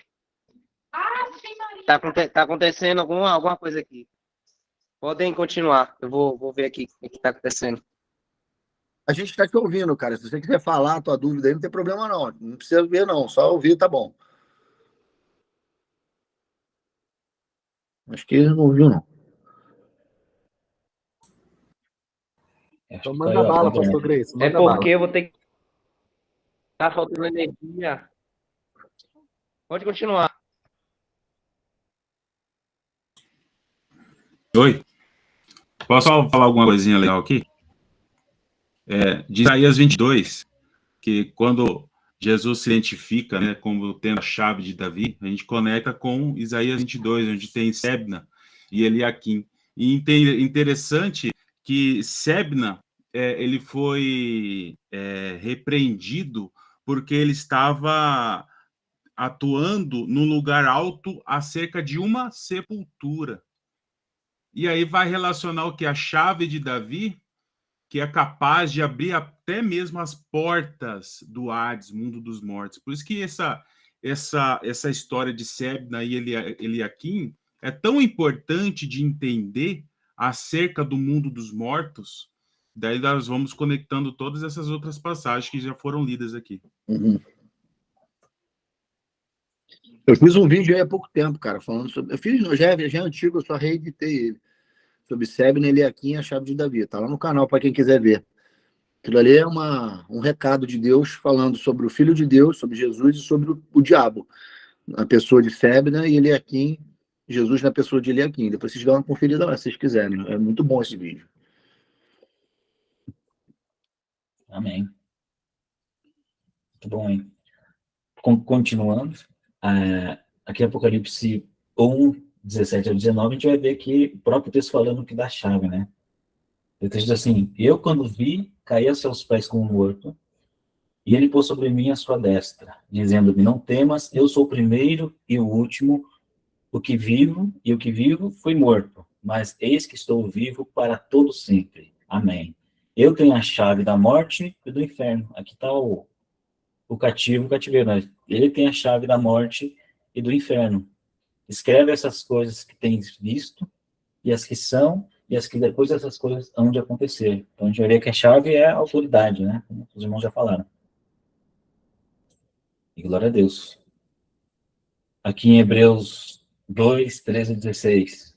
E outra vez, porei nele a minha confiança. E outra vez, eis-me aqui. Eis-me aqui a mim. E os filhos que Deus me deu. E visto como os filhos participam da carne e do sangue, também ele participou das mesmas coisas, para que pela morte aniquilasse o império da morte, isto é, o diabo, e livraste todos os que com medo da morte estavam por toda a vida sujeitos à servidão, porque na verdade ele não tomou a anjos, mas tomou a descendência de Abraão. Aqui o império da morte, né? Dizendo, aqui o texto diz: até então o detentor do poder da morte era o diabo, agora é Cristo, nosso Salvador, é ele quem tem autoridade sobre o mundo dos mortos. Aí, continuando, Apocalipse 6, versos 9 e 10. E havendo aberto o quinto selo, vi debaixo do altar as almas dos que foram mortos, por amor da palavra de Deus e por amor do testemunho que deram. E clamavam com grande voz, dizendo: até quando, ó verdadeiro santo, dominador, não julgas e vingas o nosso sangue dos que habitam sobre a terra? Então, o que a gente vê, eles estão clamando lá do mundo dos mortos, clamando ao Senhor: até quando, Senhor? O Senhor não vai vingar o nosso sangue? Então, o que a gente vê é eles clamando ali, né? Salmo 79, se alguém quiser acrescentar alguma coisa, pode ficar à vontade. Salmo 79, Essa questão das almas debaixo do altar, tem pessoas que vão falar que é no céu, né? Eu tô falando do altar de Deus, mas aí vai fazer um link com a questão do tabernáculo, que lá tinha os dois altares, o altar de bronze, que era do sacrifício, que ficava ali no átrio, e em Apocalipse vai ter o altar de ouro também, que representa o altar do incenso, né? Aí nessa parte se refere ao altar de bronze, que é o altar do sacrifício. E as almas debaixo do altar significa embaixo da terra. É que a gente entendendo todo o contexto não tem como ser em outro lugar, né? Aí, não tendo esse entendimento, as pessoas têm que achar uma explicação e acabar colocando mais coisas, né? Mas não tem outro lugar a não ser o mundo dos mortos para essas pessoas estarem. E aí fica tudo conectado, né? Aí, continuando, Salmo 79, 9 a 13 versos. Ajuda-nos, ó Deus, da nossa salvação, pela glória do teu nome, e livra-nos, e perdoa os nossos pecados por amor do teu nome. Porque diriam os gentios: onde está o seu Deus? Seja ele conhecido entre os gentios, à nossa vista pela vingança do sangue dos teus servos, que foi derramado. Venha perante a tua face o gemido dos presos, segundo a grandeza do teu braço, preservas aqueles que estão sentenciados à morte, e torna os nossos vizinhos no seu regaço 7 vezes tanto a injúria o qual te injuriaram. Senhor, assim nós, o teu povo, e as ovelhas do teu pasto, te louvaremos eternamente, de geração em geração, e cantaremos teus louvores. A gente vê o salmista aqui, ele clamando aqui por justiça, né, também do sangue daqueles que foram derramados. Assim como no texto anterior a gente vê as próprias almas ali clamando, aqui a gente vê o salmista trazendo esse clamor também de justiça. Hebreus 11, 4. Pela fé, Abel ofereceu a Deus maior sacrifício que Caim, pelo qual alcançou o testemunho que era justo, dando Deus testemunho de seus dons. E por ela, depois de morto, ainda fala. Então a gente vai ver que o sangue de Caim ainda clama, né? Assim como clama aquelas pessoas ali que foram mortos, né, debaixo do altar, as almas que foram mortas, em Apocalipse, né, que a gente vai ver que o sangue de Caim ainda clama. A gente vai ver que existe um mistério nessa questão do sangue. A gente vai ver ali em Atos que foi proibido para os gentios, né? Fizeram um concílio ali e determinaram que não se comesse sangue, nem carne de animal sufocado, que também, quando você sufoca o animal, o sangue permanece dentro dele. Então, ele tem essa questão do sangue, né? E a gente vai ver que o sangue, o próprio texto diz em Atos que o sangue é a vida, né? A gente vai ver que, olha só o que o sangue simboliza.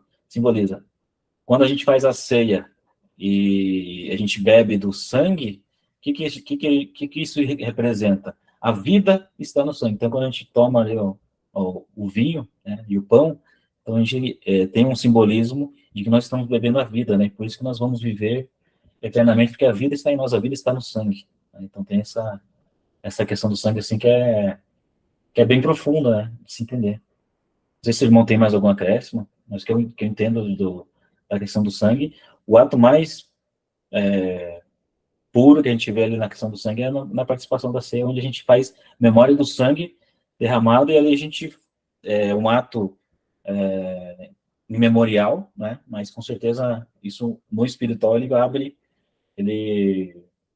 confirma, né, a questão da unidade do corpo, dos irmãos, a unidade entre os irmãos, e que a vida está na igreja através do sangue, né, que também representada no Espírito também.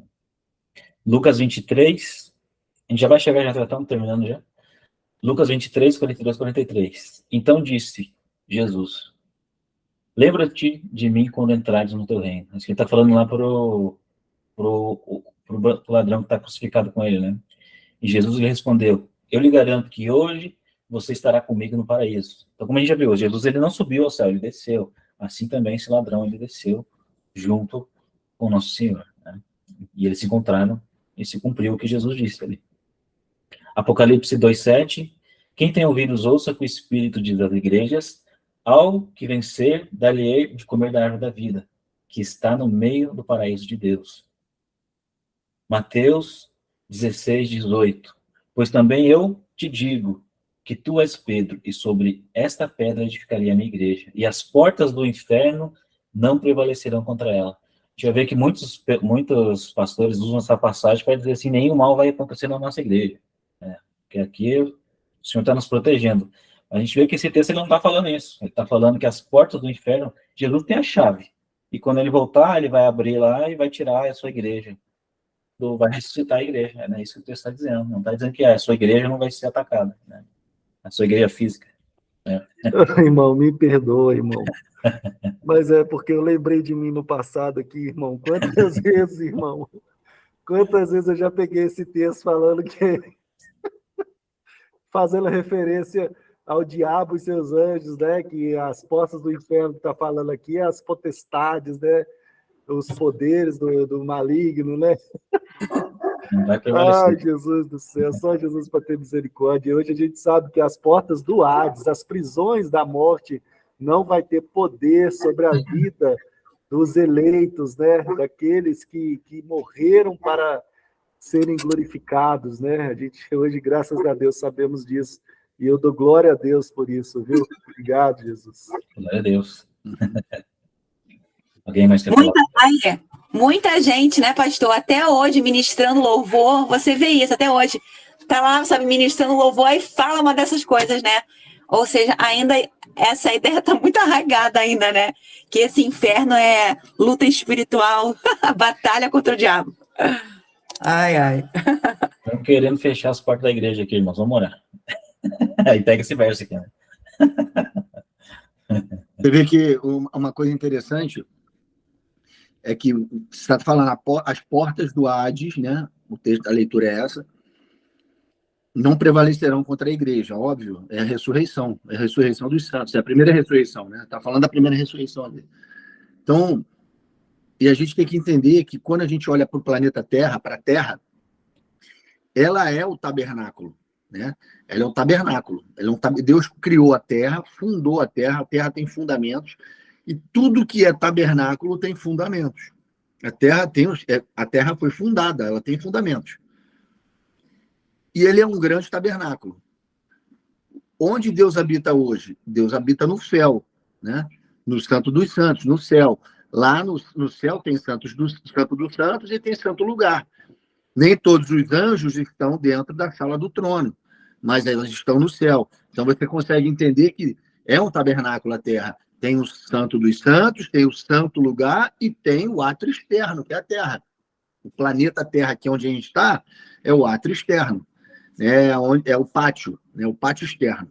Então você vê que e debaixo da terra é debaixo do altar de sacrifício, né? O altar de bronze é debaixo da terra. E todas essas regiões fazem parte do reino de Deus. O reino de Deus é no céu, na terra e debaixo da terra. Lá debaixo da terra é reino de Deus também.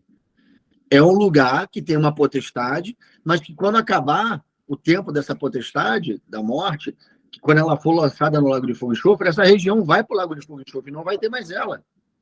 Entende? E o reino não vai ter mais esse lugar. Mas enquanto ele existe, ele está na terra, nas regiões inferiores da terra, e faz parte do reino. E Jesus ele foi lá para pegar a chave da morte. Porque aquela chave, que representa a chave de Davi, ela é uma chave que abre todos os compartimentos do reino. O que antigamente a realeza, os reis, davam a chave mestra, né? A chave mestra que abria todos os compartimentos na mão do mordomo, do servo fiel, porque o mordomo administrava todo o reino do seu senhor. Aquela chave que tinha na mão do mordomo abria todos os compartimentos da casa, do reino, é uma chave mestra. Ela abria o quarto do rei, ela abria a tesouraria do rei, ela abria as despensas do rei, ela abria a cozinha, ela abria a sala, abria todos os compartimentos do rei com aquela chave. Quem tinha só aquela chave mestra era o mordomo. Essa é a tipologia da chave de Davi. Quando Jesus toma, né, na pessoa de Eliaquim, lá de Isaías 22, a chave é colocada nos ombros dele, ele vira o servo fiel de Deus, o dono, o detentor da autoridade do reino do Pai, o administrador do reino do Pai. E aí ele tem autoridade no céu, na terra e debaixo da terra, porque foi dada a ele a chave de Davi. E a chave de Davi é uma chave...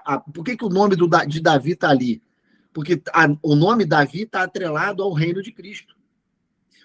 Davi vai reinar da onde? Jesus vai reinar da onde Davi reinou. E a chave do reino que foi de Davi vai agora passar para o verdadeiro Davi, para o verdadeiro rebento de Jessé, que é o Senhor Jesus. E essa chave que está com ele contém as promessas que Deus fez a Davi. Todas as promessas e todas as alianças que Deus fez com Davi estão relacionadas a reino eterno, ressurreição e glorificação. Pode ler nos Salmos, você vai ver. Todas as promessas, toda a aliança, tudo que Deus prometeu a Davi em forma de aliança e de promessa, está relacionada a essas 4 coisas que eu falei. Ressurreição, reino eterno, glorificação... são 3. Isso aí que eu falei. Está tudo na chave de Davi e está falando de Jesus e do que ele vai possibilitar para a sua igreja. Então, por isso que ele tem a chave de Davi. Porque tem a chave que... ressurreição, mundo dos mortos. Glorificação, só pode acontecer na ressurreição e na volta de Jesus. E reino eterno, Só na pessoa de Jesus para ele estabelecer primeiro o reino milenar e imortalizar a igreja. Então, tudo isso está na mão de Jesus. Está nos ombros de Jesus. E o que vencer vai receber a chave de Davi. As promessas feitas a Davi, que estão na mão de Jesus, quem vencer vai receber. Por isso que ele promete isso em Apocalipse para uma das 7 igrejas. Entendeu? É isso aí. Você tem que olhar a terra como um tabernáculo, como o reino de Deus. O reino é na terra. E a terra tem os seus compartimentos que aquela chave abre. A chave de Davi. Entendeu? É isso aí. Porão é o Hades. Oi? Porão do tabernáculo é o Hades. É o Hades. Onde vai ficar o Sapricó, vai ficar lá, preso.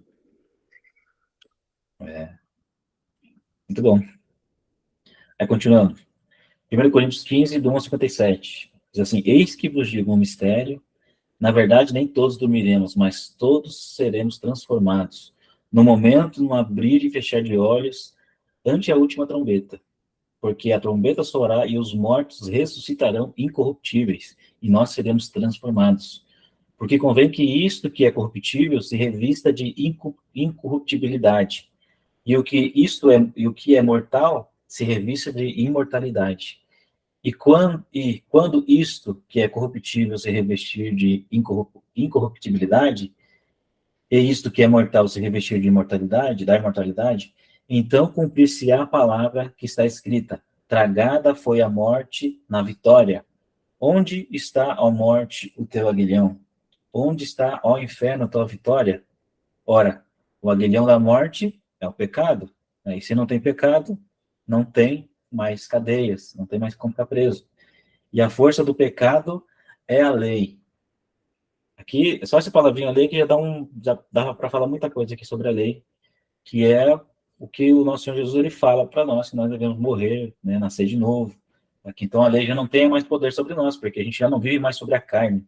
Se a gente viver segundo a carne, então essa lei do pecado permanece em nós ainda, e nós estaremos mortos pelo pecado. Né?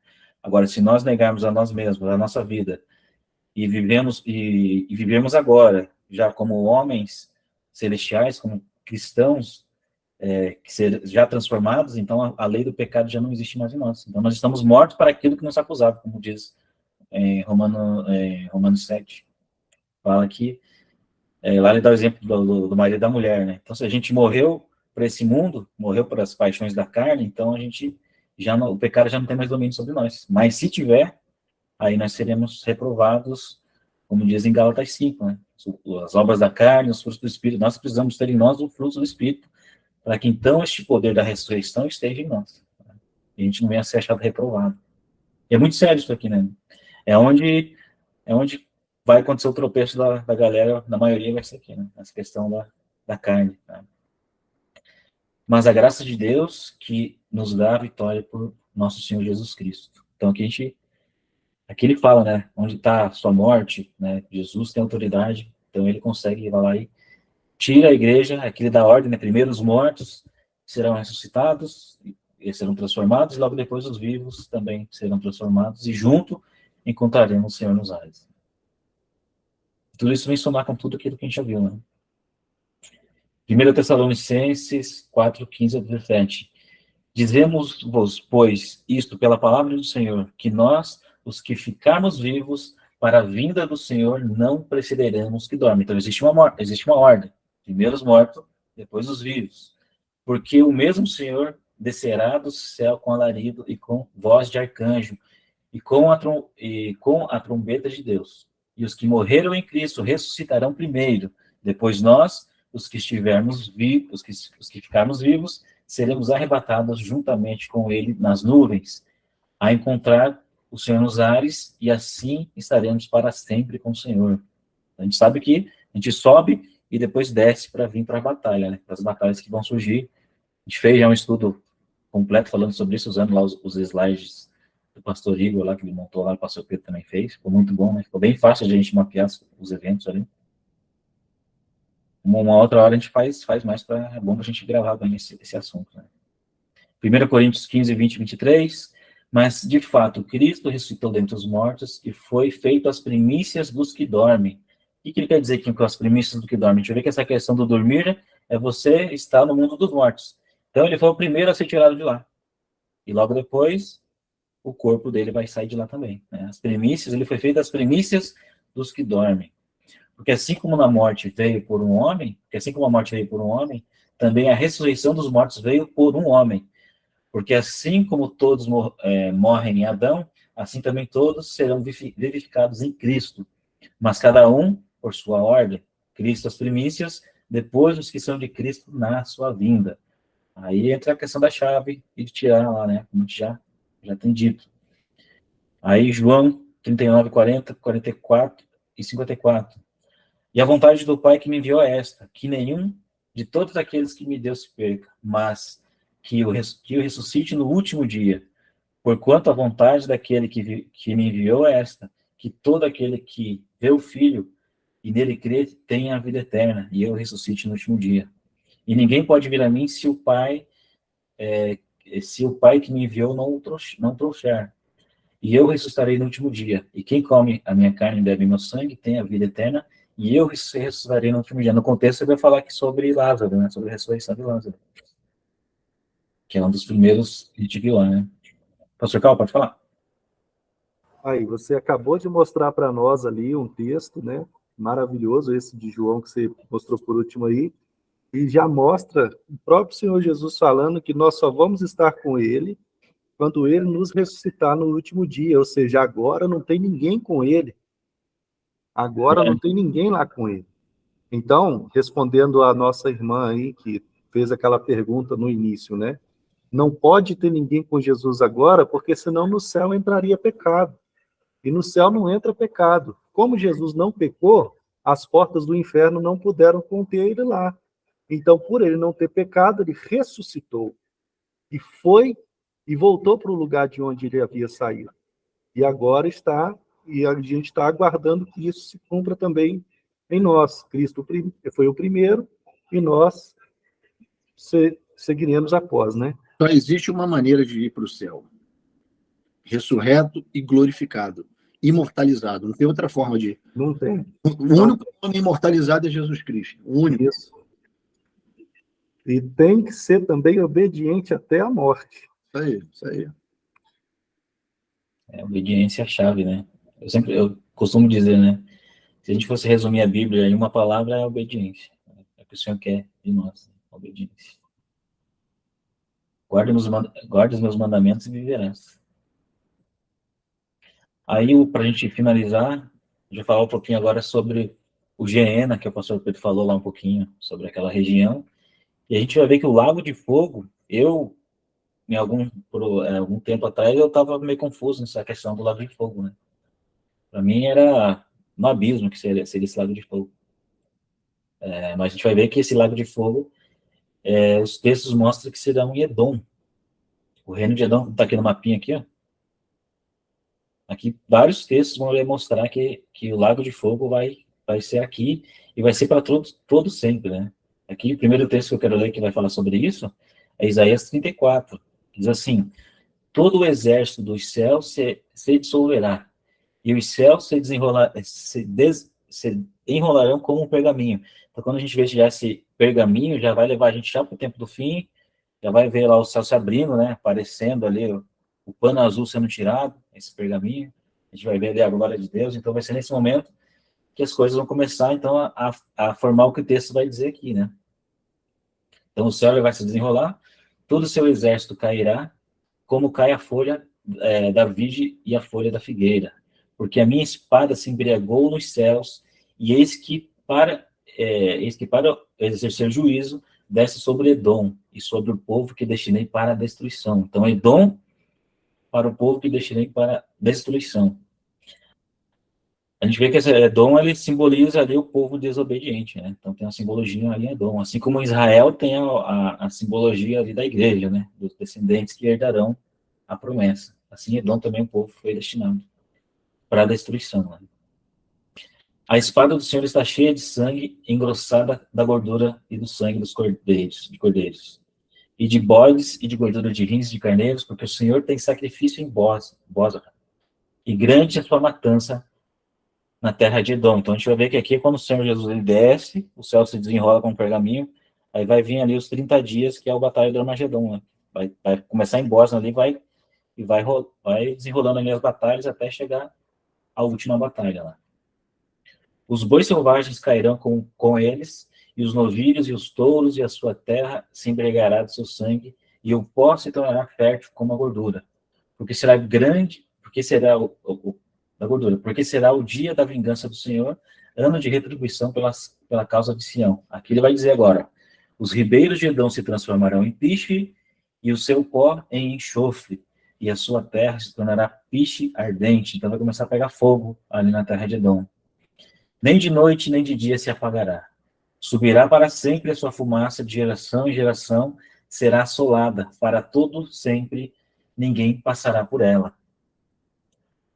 Aqui a gente vai ver que existe ali para mim é algo assim que falta encaixar, sobre a Nova Jerusalém que vai descer, né? A gente não tem uma explicação para que esse Edom aqui, parece que fala para todo sempre, mas a gente vai ver que se a Nova Jerusalém descer em cima de Edom, entra esse conflito e a gente não consegue explicar para onde esse lago de fogo iria depois disso, né? Então existe esse talvez algum encaixe que falta ser feito ainda, né, para a gente ter esse, como é que eu posso dizer, esse buraco, né? A gente não consegue explicar isso. Ou Deus deixou com si mesmo, né? Vamos ver, com o tempo Deus vai revelando e a gente vai ter mais acréscimo sobre isso ainda. Vai se transformar aqui num lago de fogo. Aí aqui em Malaquias diz assim, no verso 1 e 3, capítulo 1, 3 e 4. Porém, aborreci a Esaú e fiz dos seus montes uma assolação e dei a sua herança aos chacais do deserto.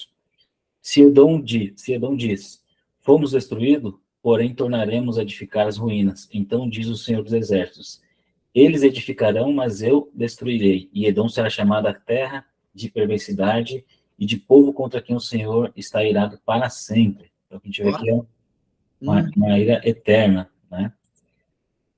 Aí aqui Apocalipse 14, 10 e 11. Vou passar mais rapidinho para a gente poder finalizar. Também esse beberá o vinho da cólera de Deus, preparado sem mistura do cálice da sua ira, e será atormentado com fogo e enxofre, diante dos santos e dos anjos e na presença do Cordeiro. A fumaça do seu tormento sobe pelos séculos dos séculos e não tem descanso algum, nem de dia e nem de noite, os adoradores da besta e da sua imagem. E quem quer que receba a marca do seu nome. Então aqui ele está falando aqui que eu tenho essa imagenzinha aqui mostrando, né, um pouquinho. Jeremias 49, 17. Assim será Edom objeto de espanto. Todo aquele que passar por ele se espantará e assobiará por causa de todas as suas pragas. Então, deixa eu ver. As nações vão subir e esse local aqui vai ser como um memorial, como o pastor Pedro já tinha mencionado, né? Isaías 66, 23 e 24. E será que de uma festa da lua nova a outra, e de um sábado a outro, virá toda a carne a adorar perante mim, diz o Senhor. Eles sairão e verão os cadáveres dos homens que prevaricaram contra mim, porque o seu verme nunca morrerá, e nem o seu fogo se apagará, e eles serão um horror para toda a carne. Então vai ser realmente ali um local onde Deus vai mostrar. E tem o evento do diabo sendo solto após o milênio, que ele vai, então, formar de novo ali, né, convencer as nações, e para isso esse memorial serve aí, para Deus já está orientando, mostrando para as nações que a desobediência de Deus, com a desobediência, o resultado é esse lago de fogo. Ainda assim, vai haver muitas nações que vão cair, né? Apocalipse 20, 10. O diabo, o sedutor deles, foi lançado para dentro do lago de fogo e enxofre, onde já se encontram não só a besta, como também o falso profeta, e serão atormentados de dia e noite pelos séculos dos séculos. Aqui é depois do milênio, aqui já é um outro evento que ainda precisa ser encaixado, como os irmãos sabem. Isso aí é depois do trono branco, cara. É depois do trono branco, né? Hora do trono branco, quando o diabo ele é colocado no lago de fogo. A Nova Jerusalém já tem que estar aqui já, né? Olha só, o detalhe do texto é o seguinte, ele está mostrando, se você ler o contexto, você vai ver que é o trono branco. Uhum. Você vai ler, vai ver que é o trono branco, que é o juízo final. Agora, o Satanás e os seus demônios e os anjos caídos estão sendo eliminados, aniquilados. E eles estão sendo lançados dentro do lago de fogo e enxofre, aonde já estavam a besta e o falso profeta, que foram colocados lá no início do milênio, no tribunal de Cristo. Nós estamos no tribunal Trono Branco, 1000 anos depois. Você vê que durou 1000 anos o lago de fogo e enxofre, e agora ele está recebendo dentro dele o diabo e os demônios. Como é que vai acabar o lago de fogo e enxofre? Se eles estão acabando de entrar nele. Está entendendo?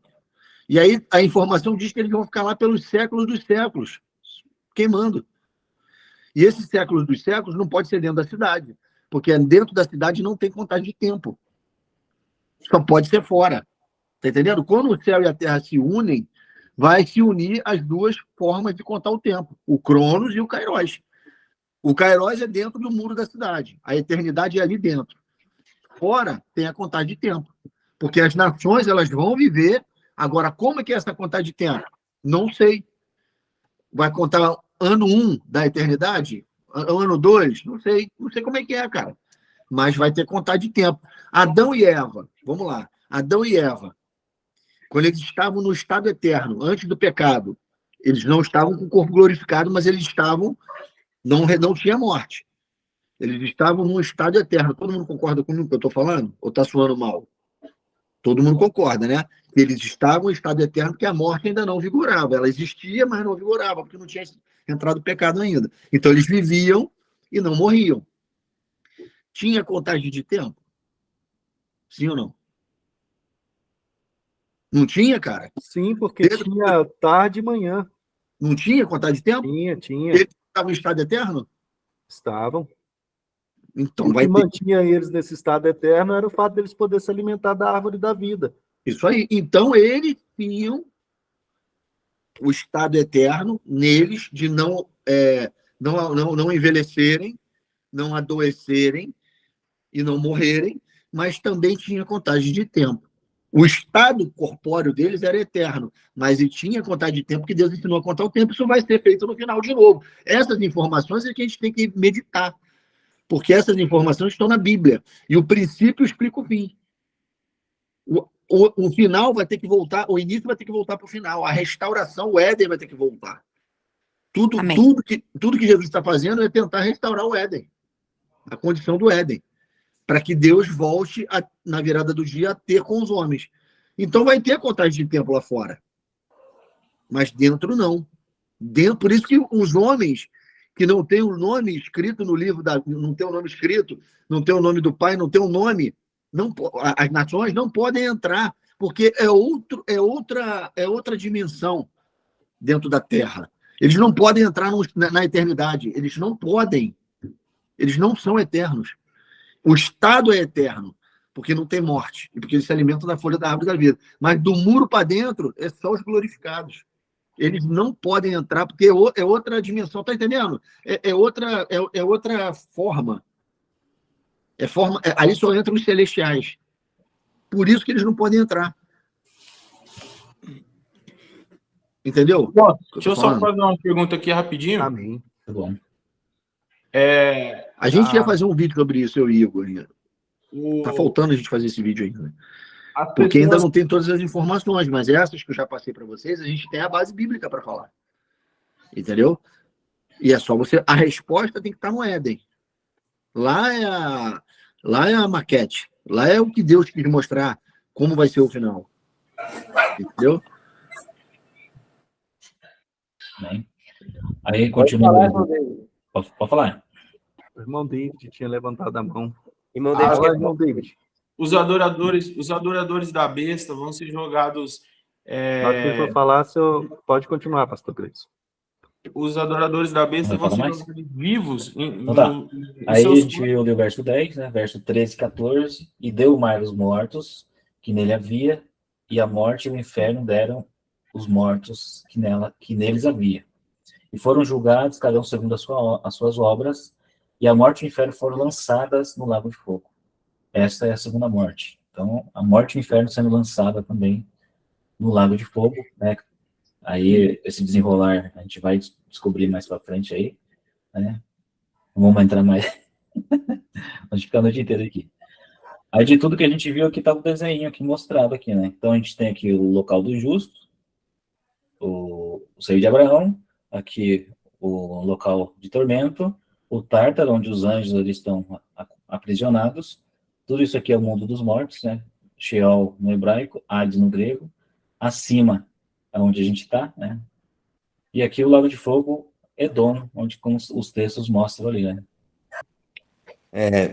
O irmão David lá estava fazendo a pergunta e queria tirar uma dúvida e acabou que ele não conseguiu. Eu acho que ele quer falar daí. Pode falar aí. É uma pergunta boa, irmão. Só queria saber se os adoradores da besta vão ser jogados em corpos, em carne, no Lago de Fogo. Ele tá aí? Sim, eles vão ser lançados vivos lá no Lago de Fogo no início do milênio, né? Eles vão ser aprisionados, julgados e vão para lá vivos, né? Corpo e alma. E tem os que morreram e tem os que morreram durante a volta de Jesus, que vão ressuscitar na segunda ressurreição, também vão corpo e alma. Então, mas essa que era a minha dúvida, se eles vão ser jogados vivos, né? Tem que ser com o corpo e a alma por causa do pecado que eles cometeram com o corpo de carne e com osso. a alma.